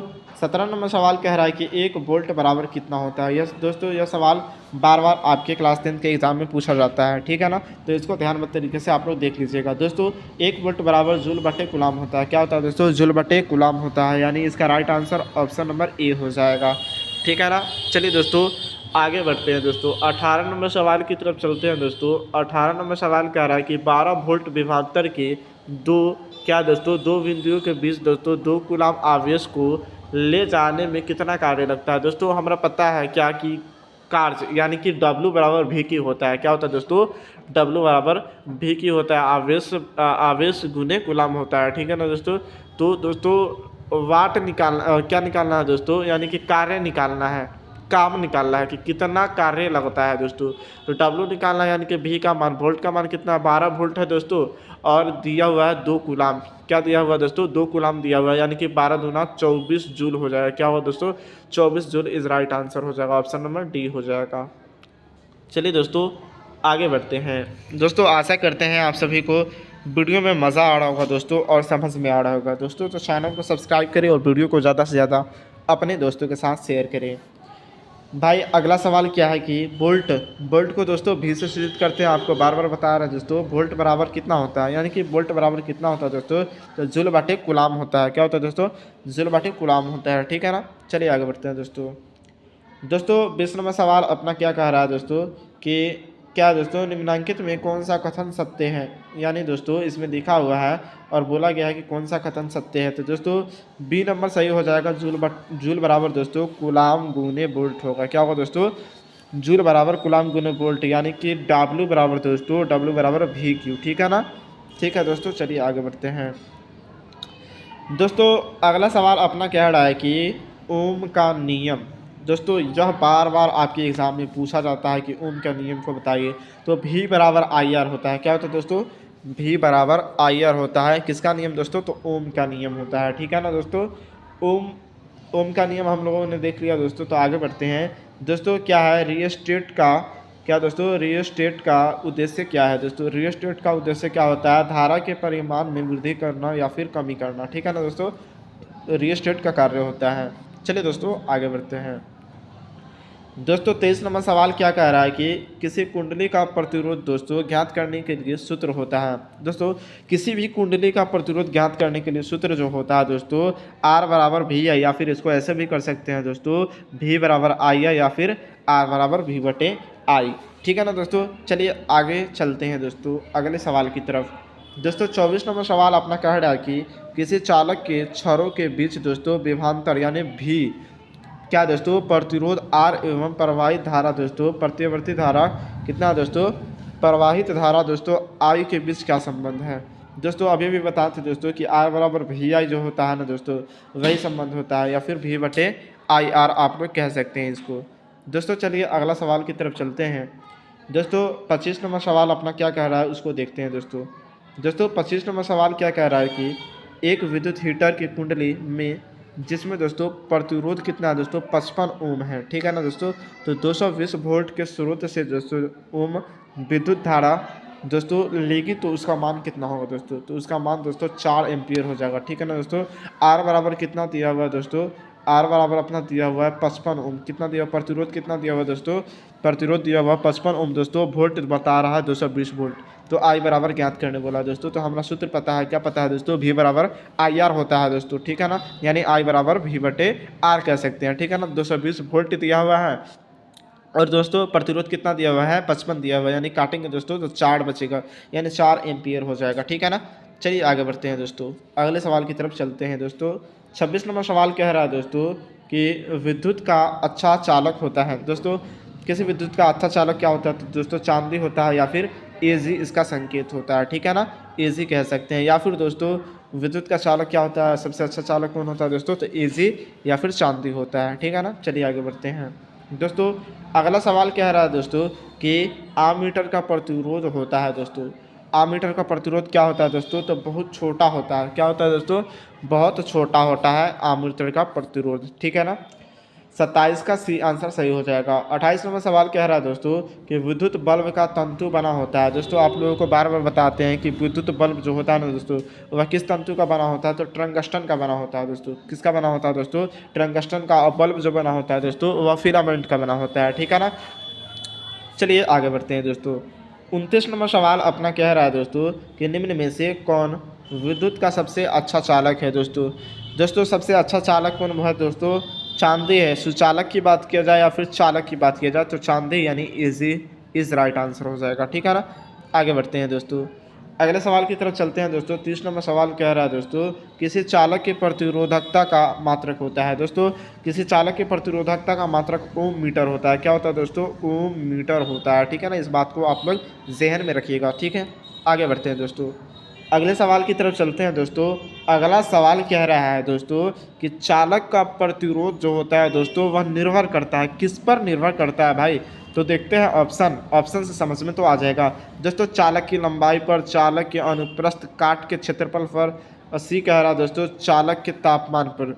दोस्तों चालक में क्या दोस्तों प्रवाहित विद्युत धारा पर जो है ना दोस्तों वह कार्य करता है। ठीक है ना दोस्तों, चलिए आगे बढ़ते हैं। डी इसका राइट आंसर हो जाएगा। ठीक है ना दोस्तों, डी इसका राइट आंसर हो जाएगा, चालक में परिवर्तित विद्युत धारा पर कार्य करता है। चलिए दोस्तों अगला सवाल की तरफ चलते हैं। 32 नंबर सवाल कह रहा है दोस्तों ताप बढ़ाने से चालक प्रतिरोध जो होता है दोस्तों बढ़ता है।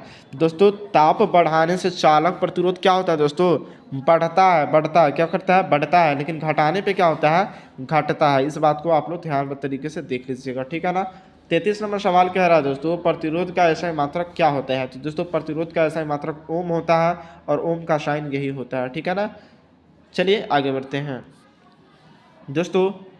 अगला सवाल है 34 नंबर क्या कि एक जूल का मान होता है। दोस्तों एक जूल का मान होता है 0.24 कैलोरी। कितना होता है दोस्तों, 0.24 कैलोरी होता है। ठीक है ना, अगला सवाल है दोस्तों 35 नंबर सवाल कह रहा है दोस्तों कि ऊर्जा का ऐसा मात्रक क्या होता है। दोस्तों मस्ट वीवीआई क्वेश्चन है दोस्तों कि ऊर्जा का ऐसा मात्रक क्या होता है, तो ऊर्जा का ऐसा मात्रक जूल होता है। क्या होता है दोस्तों, जूल होता है। ठीक है ना, चलिए आगे बढ़ते हैं दोस्तों वीडियो अच्छा लग रहा होगा दोस्तों तो चैनल को सब्सक्राइब कीजिएगा और बेल आइकन को प्रेस जरूर कर लीजिएगा। इस महा मैराथन से दोस्तों जुड़ने के लिए आप लोगों को बहुत बहुत शुभकामनाएं। दोस्तों शुक्रिया अदा करते हैं दोस्तों, आप लोगों ने अभी तक इस वीडियो को, इस सेशन को दोस्तों लगातार देख रहे हैं दोस्तों, क्योंकि आज सारा वीडियो को कवर कर रहे हैं दोस्तों हम लोग, और क्लास 10 की बहुत नज़दीक टाइम बच गया दोस्तों। तो सारा सब्जेक्ट को हम क्या कर रहे हैं दोस्तों, एक एक वीडियो में पार्ट पार्ट करके बना रहे हैं दोस्तों। और आज तो हम पूरा सब्जेक्ट को एक वीडियो में ही डाल दिए दोस्तों, यानी कि पूरा चैप्टर को एक वीडियो में डाल दिए फिजिक्स का, ठीक है ना दोस्तों। विद्युत धारा का 36वां नंबर सवाल कह रहा है दोस्तों कि विद्युत फ्यूज विद्युत धारा के प्रवाह के क्या दोस्तों प्रभाव पर कार्य करता है, यानी कि किस प्रभाव पर कार्य करता है दोस्तों। तो विद्युत धारा के फ्यूज है ना दोस्तों, वह विद्युत धारा के उष्मीय प्रभाव पर कार्य करता है, यानी कि ए इज़ राइट आंसर हो जाएगा, ठीक है ना। चलिए आगे बढ़ते हैं भाई। अगला सवाल कह रहा है दोस्तों, 37 नंबर सवाल कह रहा है कि विद्युत हीटर के तार की कुंडली बनी होती है दोस्तों। विद्युत हीटर के तार की कुंडली नाइक्रोम की तार से बनी होती है। कौन से तार से, नाइक्रोम की तार से बनी होती है, यानी कि डी इसका राइट आंसर हो जाएगा, ठीक है ना। और विद्युत बल्ब बोला जाता है तो वह टंगस्टन का तो बल्ब बना होता है दोस्तों, तार टंगस्टन हुआ होता है और बल्ब फिलामेंट का होता है, ठीक है ना। आगे बढ़ते हैं दोस्तों। अगला सवाल कह रहा है दोस्तों, किसी परिपथ का वह गुण जो विद्युत ऊर्जा को उष्मीय ऊर्जा में बदलता है दोस्तों। किसी परिपथ का वह गुण जो विद्युत ऊर्जा को उष्मीय ऊर्जा में बदलते हैं उसको प्रतिरोध कहते हैं। क्या कहते हैं दोस्तों, प्रतिरोध कहते हैं, ठीक है ना। आगे बढ़ते हैं दोस्तों। 39 नंबर सवाल कह रहा है कि विद्युत ऊर्जा का व्यवहार दोस्तों व्यापारिक मात्रक क्या है, यह पूछा गया है, यानी विद्युत ऊर्जा का व्यापारिक मात्रक क्या है यह पूछा गया है दोस्तों। तो किलो वाट घंटा होगा, यानी KWH किलो वाट घंटा यूनिट होता है, ठीक है ना। व्यापारिक मात्रक होता है किसका, तो विद्युत ऊर्जा का, ठीक है दोस्तों। अगले सवाल की तरफ चलते हैं दोस्तों। अगला सवाल कह रहा है कि निम्न में से किसका अर्थ जल होता है दोस्तों। हाइड्रो का अर्थ क्या होता है दोस्तों, जल होता है, H2O, ठीक है ना दोस्तों। चलिए दोस्तों, आशा करते हैं आप लोगों को यहाँ तक वीडियो दोस्तों समझ में आया होगा दोस्तों। और कॉपी कलम पे तो ज़रूर दोस्तों लिख लीजिएगा, क्योंकि यह सभी सवाल दोस्तों आपके एग्ज़ाम में पूछने वाले हैं। इसको बार बार दोस्तों वीडियो को देख लीजिएगा, याद हो जाएगा दोस्तों। विद्युत शक्ति का ऐसा मात्रक क्या होता है, तो विद्युत शक्ति का ऐसा मात्रक वाट होता है, ठीक है ना दोस्तों। विद्युत शक्ति का मात्रक वाट होता है, ठीक है ना। आगे बढ़ते हैं दोस्तों। अगला सवाल कह रहा है दोस्तों, किसी बल्ब पर 220 वोल्ट पर 2 क्या दोस्तों एम्पियर की धारा प्रवाहित होती है दोस्तों, तो फिलामेंट का प्रतिरोध होगा दोस्तों।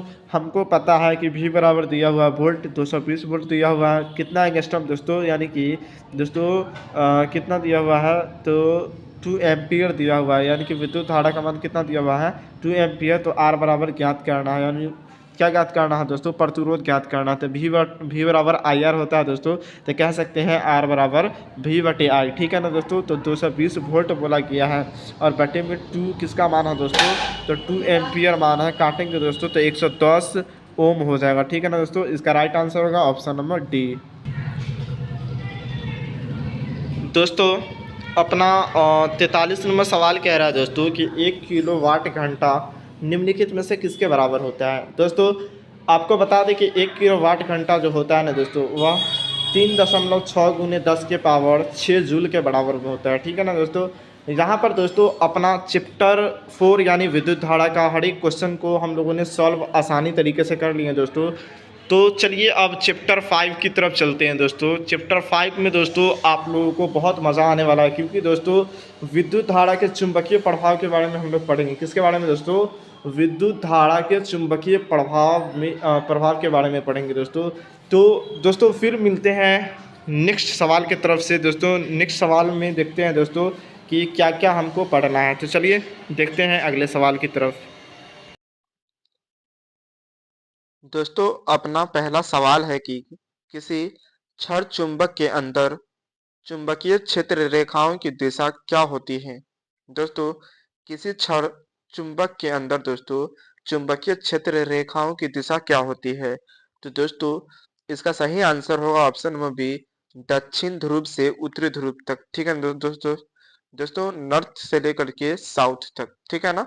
यानी दक्षिणी ध्रुव से लेकर के और दोस्तों उत्तरी ध्रुव तक, ठीक है। चलिए दोस्तों आगे बढ़ते हैं दोस्तों। अगला प्रश्न कह रहा है दोस्तों कि विद्युत चुंबक बनाने के लिए दोस्तों प्रायः किस प्रकार के छड़ का उपयोग किया जाता है दोस्तों। विद्युत चुंबक बनाने के लिए दोस्तों प्रायः नरम लोहा का उपयोग किया जाता है, ठीक है ना दोस्तों चैप्टर 5 से बहुत सारे क्वेश्चन आपके एग्जाम में देखने को मिलेंगे दोस्तों। तो धैर्य बनाए रखें दोस्तों, एक एक प्रश्न को ध्यानबद्ध तरीके से कॉपी में लिखते हुए चले और ध्यान से देखें। दोस्तों अपना अगला सवाल है क्या दोस्तों कि पश्चिम की ओर प्रक्षेपित धनावेशित कण, ये होता है दोस्तों धनावेशित कण को ये कहते हैं, ठीक है ना। धनावेशित कण किसी चुंबकीय क्षेत्र द्वारा उत्तर की ओर प्रक्षेपित हो जाता है दोस्तों, तो चुंबकीय क्षेत्र की दिशा क्या होगी दोस्तों, ऊपरी मुखी होगी। क्या होगी दोस्तों, ऊपरी मुखी होगी। डी इज राइट आंसर, ठीक है ना। चलिए आगे बढ़ते हैं दोस्तों। दोस्तों अगला सवाल अपना है क्या कि किसी विद्युत धारावाही सीधी लंबी परिनालिका के भीतर चुंबकीय क्षेत्र में दोस्तों कैसा होता है, तो सभी बिंदु पर क्या होती है दोस्तों, समान होती है, ठीक है ना दोस्तों। सभी बिंदुओं पर क्या होती है दोस्तों, समान होती है, ठीक है ना। चलिए आगे बढ़ते हैं दोस्तों। अगला सवाल है 5 नंबर की, किसी प्रोटॉन का निम्नलिखित में से कौन सा गुण दोस्तों किसी चुंबकीय क्षेत्र में मुक्त गति करते समय दोस्तों परावर्तित नहीं हो सकता है, तो दोस्तों वेग। वेग जो है ना दोस्तों, प्रोटॉन में दोस्तों क्या होता है, कौन सा गुण दोस्तों, तो चुंबकीय गुण क्षेत्र जो होता है ना, चुंबकीय क्षेत्र में मुक्त गति करते समय दोस्तों परावर्तित नहीं होता है। कौन नहीं होता दोस्तों, तो वेग नहीं होता है, ठीक है ना। चलिए आगे बढ़ते हैं दोस्तों। 6 नंबर सवाल की तरफ चलते हैं। 6 नंबर सवाल कह रहा है दोस्तों कि किसी विद्युत धारावाही चालक तार द्वारा उत्पन्न दोस्तों चुंबकीय क्षेत्र की दिशा निर्धारित करने के लिए दोस्तों निम्नलिखित में से कौन सा सहायक है, तो दोस्तों दक्षिण हस्त अंगूठ क्या दोस्तों, अंगुष्ठ नियम, फॉलोइंग का वाम हस्त का नियम, फॉलोइंग का दक्षिणी हस्त का नियम, तो दोस्तों इनमें से सभी होगा, ठीक है ना दोस्तों, इनमें से सभी हो जाएगा इसका राइट आंसर। चलिए आगे बढ़ते हैं दोस्तों। 7वां नंबर सवाल क्या आ रहा है दोस्तों, क्या है दोस्तों कि निम्नलिखित में से कौन सा दोस्तों कौन किसी लंबे विद्युत धारावाही तार के निकट चुंबकीय क्षेत्र का सही वर्णन है, दोस्तों इसका राइट आंसर होगा ऑप्शन नंबर डी, चुंबकीय क्षेत्र की सकेंद्री केंद्र रेखाओं का केंद्र तार होता है, ठीक है ना। चलिए आगे बढ़ते हैं दोस्तों। अगला सवाल है दोस्तों क्या 8वां नंबर सवाल है कि फ्लोएम के वाम हाथ के नियम बाएं हाथ की तर्जनी संकेत करती है, तो दोस्तों बाएं हाथ की तर्जनी संकेत करती है चुंबकीय क्षेत्र की दिशा में, ठीक है ना, यानी सी इज राइट आंसर हो जाएगा। चलिए आगे बढ़ते हैं दोस्तों। ये सभी क्वेश्चन दोस्तों आप लोगों को याद होना चाहिए क्योंकि ये सभी सवाल हमने करा चुके हैं दोस्तों। दोस्तों आपका अगला सवाल है कि विद्युत मोटर प्रवर्तित करता है दोस्तों, तो विद्युत मोटर प्रवर्तित करता है दोस्तों विद्युत ऊर्जा के यांत्रिक ऊर्जा में बदलने का कार्य करता है, ठीक है ना दोस्तों। विद्युत मोटर परिवर्तित करती है किसमें दोस्तों, तो विद्युत ऊर्जा को यांत्रिक ऊर्जा में परिवर्तित करती है। चलिए दोस्तों अगला सवाल की तरफ चलते हैं दोस्तों। चलिए अगला सवाल 10 नंबर की तरफ चलते हैं हम। 10 नंबर सवाल कह रहा है दोस्तों कि बैटरी से किस प्रकार की धारा प्राप्त होती है, दोस्तों बैटरी से पूछा गया है तो बैटरी से दोस्तों दृष्ट धारा प्रवाहित होती है, यानी बी इज राइट आंसर हो जाएगा, ठीक है ना दोस्तों। चलिए दोस्तों आगे बढ़ते हैं दोस्तों। अगर इस चैनल को अभी तक आपने सब्सक्राइब करके वीडियो को शेयर नहीं किया दोस्तों, तो लिंक को शेयर जरूर कर दे दोस्तों, क्योंकि इतना मेहनत से दोस्तों वीडियो बनाया जा रहा है और आप लोगों का हेल्प बहुत जरूरी है दोस्तों। दोस्तों अगला सवाल क्या है दोस्तों 11 नंबर की, तांबे के तार की एक आयताकार कुंडली किसी चुंबकीय क्षेत्र में दोस्तों घूर्णी गति करता है दोस्तों, तो इस कुंडली में क्या दोस्तों प्रेरित विद्युत धारा की दिशा दोस्तों दिशा में कितनी क्या है दोस्तों परिभ्रमण के बाद परिवर्तन होगा, तो दोस्तों आधा परिभ्रमण के बाद दोस्तों परिवर्तन होगा, ठीक है ना। चलिए आगे बढ़ते हैं दोस्तों।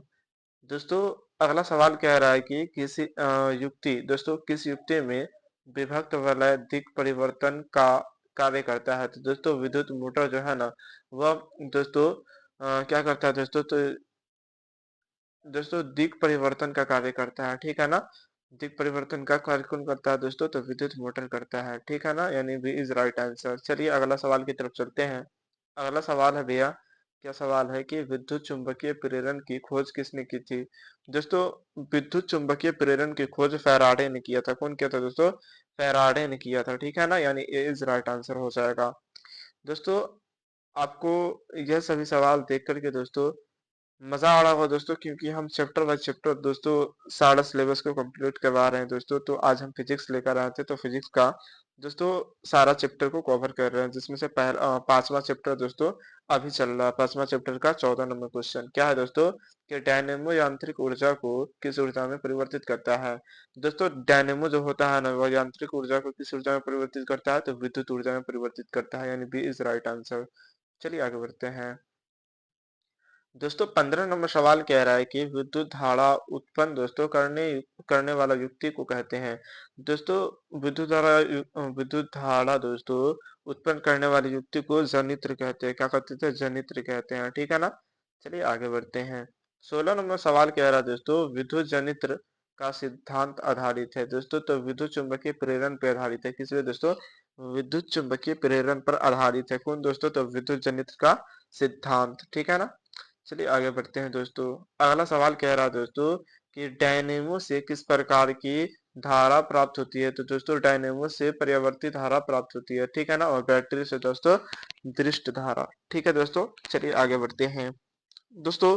अगला सवाल की तरफ चलते हैं। अगला सवाल क्या कह रहा है दोस्तों कि भारत में क्या दोस्तों, भारत में उत्पादित दोस्तों परिवर्तित विद्युत धारा की आवृत्ति है दोस्तों 50 हर्ट्ज है। कितना है दोस्तों, 50 हर्ट्ज है, ठीक है ना। चलिए दोस्तों नेक्स्ट सवाल की तरफ चलते हैं। अगला सवाल है भैया आपके सामने में कि तरंगदैर्घ्य को सामान्यतः व्यक्त किया जाता है। दोस्तों तरंगदैर्घ्य जो होता है ना, उसको सामान्यतः मीटर में व्यक्त किया जाता है। किसमें दोस्तों, मीटर में व्यक्त किया जाता है, ठीक है ना। आशा करते हैं आप लोगों को यह वीडियो अच्छा लग रहा हो दोस्तों। अच्छा लग रहा है तो इस चैनल को सब्सक्राइब करके वीडियो को ज्यादा से ज्यादा शेयर कीजिए। दोस्तों आपका अगला सवाल है दोस्तों, स्विच लगाए जाते हैं हमेशा गर्म तार में लगाए जाते हैं। किसमें दोस्तों, स्विच जो होता है ना दोस्तों, घर में बोर्ड वगैरह में स्विच लगता है, वह हमेशा गर्म तार में लगाए जाते हैं, ठीक है ना।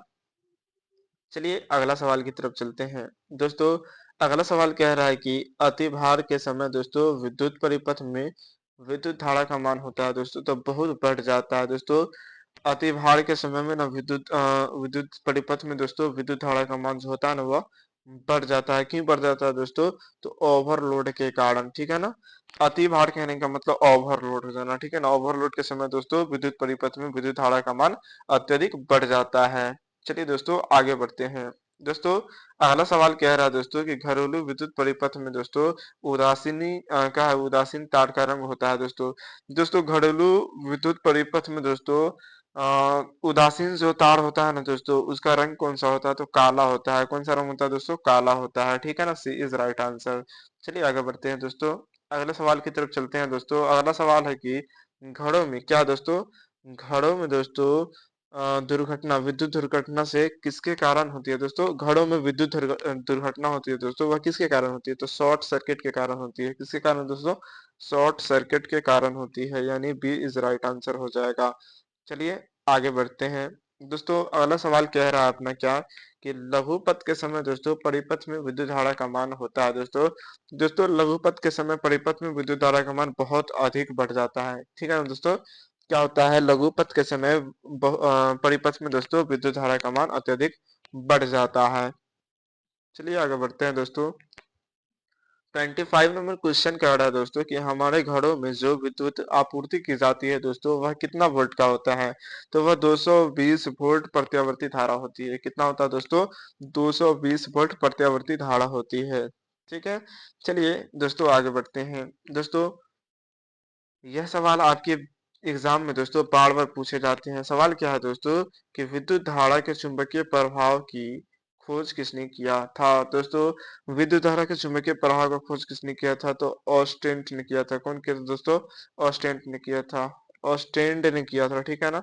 चलिए आगे बढ़ते हैं दोस्तों। 27 नंबर क्वेश्चन क्या रहा है दोस्तों कि चुंबकीय फ्लक्स का एसआई मात्रक क्या होता है। दोस्तों चुंबकीय फ्लक्स का एसआई मात्रक पूछा गया है, वेबर होता है। कौन होता है दोस्तों, वेबर होता है। आप लोग इस प्रश्न को ध्यानबद्ध तरीके से देख लीजिएगा, क्योंकि यह बार बार एग्जाम में पूछा जाता है दोस्तों कि चुंबकीय फ्लक्स का एसआई मात्रक क्या होता है, तो वेबर होता है, ठीक है ना। दोस्तों एसआई मात्रक से तो बहुत सारे क्वेश्चन पूछे जाते हैं। आप लोग एसआई मात्रक को पूरा ध्यानबद्ध तरीके से देख लीजिएगा दोस्तों। दोस्तों आपके सामने में प्रश्न है क्या कि लघुपथ के समय परिपथ में क्या होता है दोस्तों, परिपथ का प्रतिरोध कितना होता है दोस्तों, तो बहुत कम होता है, ठीक है ना दोस्तों। लघुपथ के समय दोस्तों परिपथ का प्रतिरोध क्या होता है दोस्तों, कम होता है, ठीक है ना। चलिए आगे बढ़ते हैं दोस्तों। तो दोस्तों फाइनली हम लोग 6 चैप्टर की तरफ आ गए हैं दोस्तों। छठा चैप्टर क्या है दोस्तों? ऊर्जा का स्रोत। ठीक है ना दोस्तों, इससे भी क्वेश्चन दोस्तों आपके एग्जाम में देखने को मिलते हैं दोस्तों। यह चैप्टर भी अपने आप में बहुत ज्यादा मायने रखता है। ठीक है ना दोस्तों। तो दोस्तों आप लोग वीडियो को बहुत ज्यादा से शेयर कर दीजिए दोस्तों, क्योंकि हम लगातार एक मैराथन क्लास लेकर चल रहे हैं दोस्तों, जो आपके एग्जाम के लिए बहुत ही इम्पोर्टेंट होने वाले हैं दोस्तों। एक ही वीडियो में सारा चैप्टर कवर करने वाले हैं दोस्तों। जो लास्ट चैप्टर आपका बच जाता है दोस्तों, कौन? तो ऊर्जा का स्रोत। क्यों दोस्तों? दोस्तों ऊर्जा का स्रोत बचा हुआ है, तो इसको कंप्लीट करते हैं। ठीक है ना? चलिए दोस्तों आगे चलते हैं अपने प्रश्न की तरफ। दोस्तों आपका पहला प्रश्न क्या कह रहा है कि दोस्तों निम्नलिखित में से कौन सा स्वच्छ ऊर्जा स्रोत है? दोस्तों सवाल है कि निम्नलिखित में से यानी इनमें से कौन सा सबसे अच्छा यानी ऊर्जा का स्रोत है?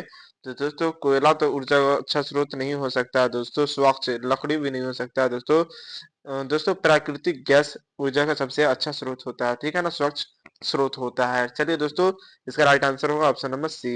आगे बढ़ते हैं दोस्तों अगले सवाल की तरफ। दोस्तों अगला सवाल क्या कह रहा है दोस्तों? ये उत्तम ऊर्जा का स्रोत कौन है? यानी उत्तम ऊर्जा का स्रोत वह है दोस्तों जो सरल से सुलभ हो सके। नहीं दोस्तों ये नहीं हो सकता है दोस्तों।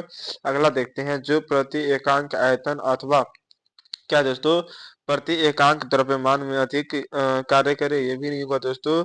जिससे दोस्तों दोस्तों ये क्या है दोस्तों? जिसमें जिसका भंडारण तथा परिवहन आसान हो दोस्तों।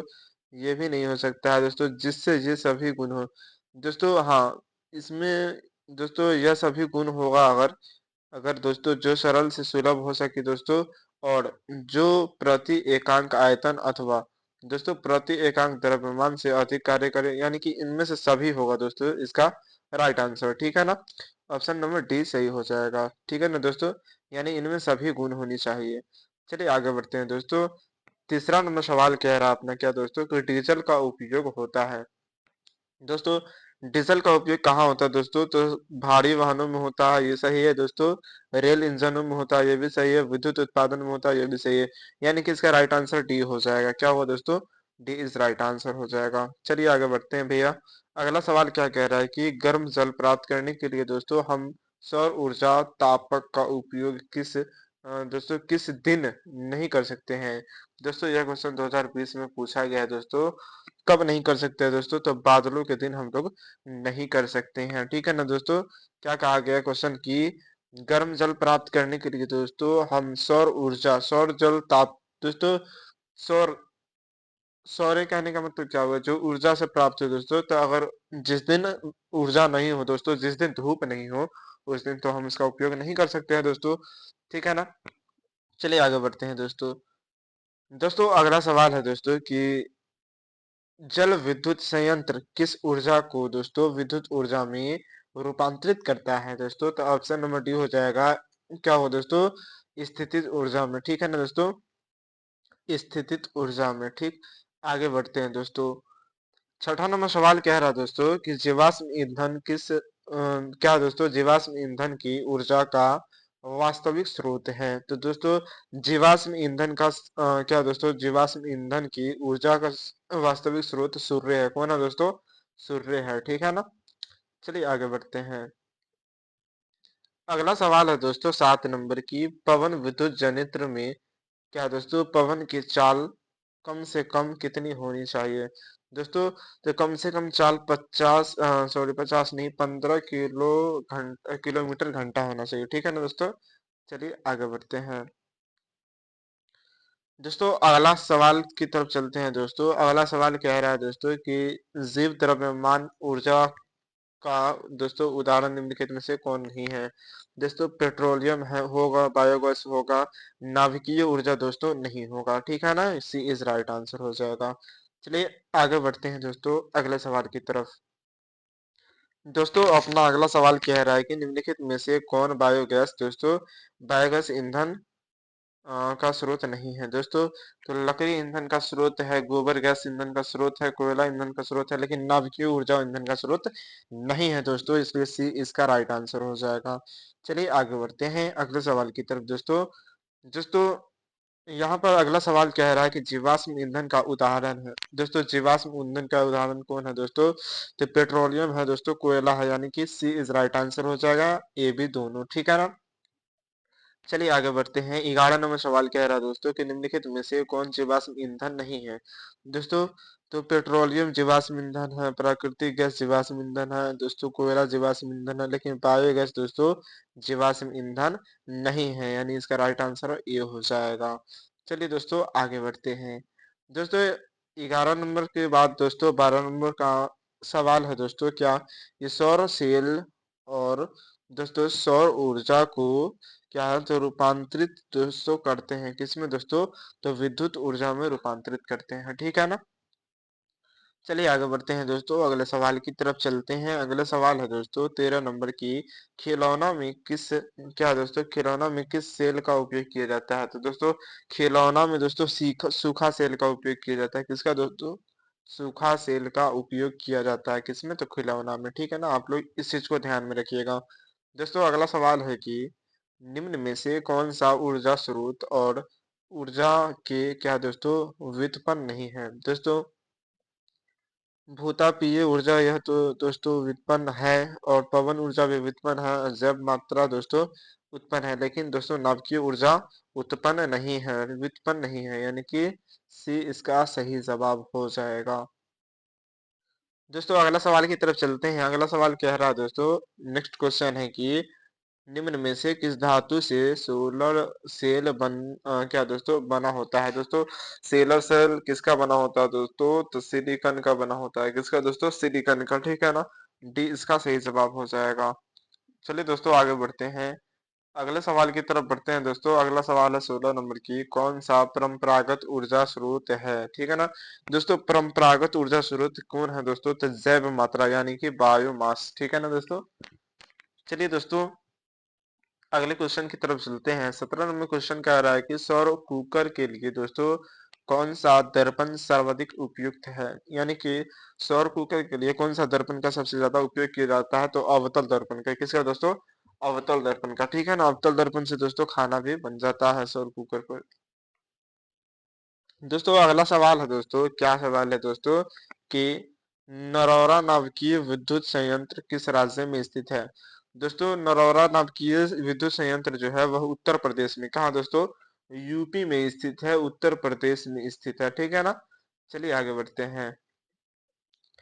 19 नंबर सवाल कह रहा है दोस्तों कि प्रकृति में क्या दोस्तों पृथ्वी पर ऊर्जा का मुख्य स्रोत क्या है? दोस्तों ऊर्जा का सबसे बड़ा स्रोत है सूर्य। हम पृथ्वी वासियों के लिए दोस्तों ऊर्जा का सबसे बड़ा स्रोत क्या है दोस्तों? तो सूर्य है, ठीक है ना। चलिए आगे बढ़ते हैं। दोस्तों 20 नंबर सवाल कह रहा है दोस्तों कि निम्नलिखित में से किसका उपयोग खाना बनाने वाले ईंधन में नहीं होता है? तो दोस्तों एलपीजी में होता है, बायोगैस में होता है, कोयला में होता है, लेकिन सीएनजी में दोस्तों इसका उपयोग नहीं किया जाता है, किसका दोस्तों? तो जीवाश्म ईंधन का, ठीक है ना दोस्तों। चलिए आगे बढ़ते हैं। 21 नंबर सवाल कह रहा है दोस्तों कि वायुमंडल में किस गैस के बढ़ाने पर दोस्तों क्या है वैश्विक ऊष्मन होता है दोस्तों? तो कार्बन डाइऑक्साइड को बढ़ाने के यानी CO2 बढ़ाने पर दोस्तों क्या होता है? तो वैश्विक ऊष्मन होता है, ठीक है ना। चलिए आगे बढ़ते हैं। दोस्तों अगला सवाल है कि ईंधन है दोस्तों, ईंधन क्या है? तो सीएनजी है, सीएनजी गैस है दोस्तों, एलपीजी गैस है, लकड़ी है दोस्तों, यानी ईंधन कहने का मतलब जलाने योग्य होता है दोस्तों। तो इनमें से सभी हो जाएगा, यानी डी इसका राइट आंसर हो जाएगा, ठीक है ना। दोस्तों आशा करते हैं आप लोगों को यह वीडियो बहुत ही अच्छा लगा हो दोस्तों। अच्छा लगा हो दोस्तों तो इस चैनल को सब्सक्राइब कीजिएगा और वीडियो को लाइक कीजिएगा। दोस्तों आपका अगला सवाल है कि घरेलू गैस यानी एलपीजी, दोस्तों आपसे ऐसे ही पूछा जा सकता था कि घरेलू गैस में कौन सा गैस उपयोग करते हैं? तो एलपीजी, ठीक है ना दोस्तों। तो एलपीजी का प्रमुख क्या दोस्तों अवयव कौन है दोस्तों? तो मेथेन यानी CH4 होगा, कौन होगा दोस्तों? CH4 मेथेन, ठीक। चलिए आगे बढ़ते हैं। नेक्स्ट क्वेश्चन है दोस्तों अपना 24 नंबर कि निम्न में से कौन अनवनीकरण ऊर्जा का स्रोत नहीं है? दोस्तों बायोगैस जो है ना वह अनवनीकरण सौर ऊर्जा का स्रोत नहीं है। ठीक है ना, सी इसका सही जवाब हो जाएगा। चलिए आगे बढ़ते हैं दोस्तों 25 नंबर सवाल की तरफ। 25 नंबर सवाल कह रहा है कि निम्नलिखित में से कौन सा ऊर्जा का क्या दोस्तों नवीकरणीय स्रोत है। दोस्तों इसमें नवीकरणीय स्रोत है पूछा गया है, तो कोयला तो नवीकरणीय स्रोत नहीं है, पेट्रोलियम भी नहीं है दोस्तों। तो क्या होगा दोस्तों, जैव मात्रा जो है नवीकरणीय स्रोत है। ठीक है ना, और कोयला जो है अनवीकरणीय स्रोत है। ठीक है ना। चलिए दोस्तों आगे बढ़ते हैं। 26 नंबर सवाल कह रहा है दोस्तों कि निम्नलिखित में से क्या है दोस्तों, निम्नलिखित में से कौन नवीकरणीय ऊर्जा स्रोत का उदाहरण है। दोस्तों सौर ऊर्जा जो है दोस्तों नवीकरणीय ऊर्जा का स्रोत है, पवन ऊर्जा नवीकरणीय ऊर्जा का स्रोत है दोस्तों। और ये जो क्या है दोस्तों, महासागरीय क्या दोस्तों तरंग, ये भी है, यानी कि इनमें से सभी हो जाएगा, डी आंसर इसका सही हो जाएगा। ठीक है ना। चलिए दोस्तों अगला प्रश्न की तरफ चलते हैं। 27 नंबर सवाल कह रहा है दोस्तों कि अनवीकरणीय ऊर्जा का स्रोत क्या है। दोस्तों अनवीकरणीय ऊर्जा का स्रोत कोयला हो सकता है, पवन नहीं हो सकता, जल नहीं हो सकता, सूर्य नहीं हो सकता। ठीक है ना दोस्तों, अनवीकरणीय ऊर्जा का स्रोत क्या होगा, तो कोयला हो जाएगा। ठीक है ना। अगला सवाल है दोस्तों, लास्ट क्वेश्चन है कि अनवीकरणीय ऊर्जा है दोस्तों, अनवीकरणीय ऊर्जा क्या है दोस्तों। तो अनवीकरणीय ऊर्जा दोस्तों कोयला से प्राप्त होने वाला एक क्या है दोस्तों, ऊर्जा है। क्या है दोस्तों, अनवीकरणीय ऊर्जा कोयला से प्राप्त होने वाला एक ऊर्जा है। दोस्तों यहाँ पर हम लोगों ने सारे क्वेश्चन को दोस्तों कर लिया है द इंड। ठीक है ना दोस्तों, सारे क्वेश्चन को द इंड कर लिया है दोस्तों, और क्वेश्चन बचा हुआ है, देखते हैं दोस्तों। क्वेश्चन है कि ऊर्जा के दो अनवीकरणीय ऊर्जा स्रोत है। दोस्तों ऊर्जा के दो अनवीकरणीय ऊर्जा स्रोत कौन कौन हो सकता है, तो कोयला और पेट्रोलियम दोनों हो सकता है। ठीक है ना। चलिए दोस्तों देख लेते हैं और क्वेश्चन बच गया है क्या। हाँ दोस्तों बचा हुआ है।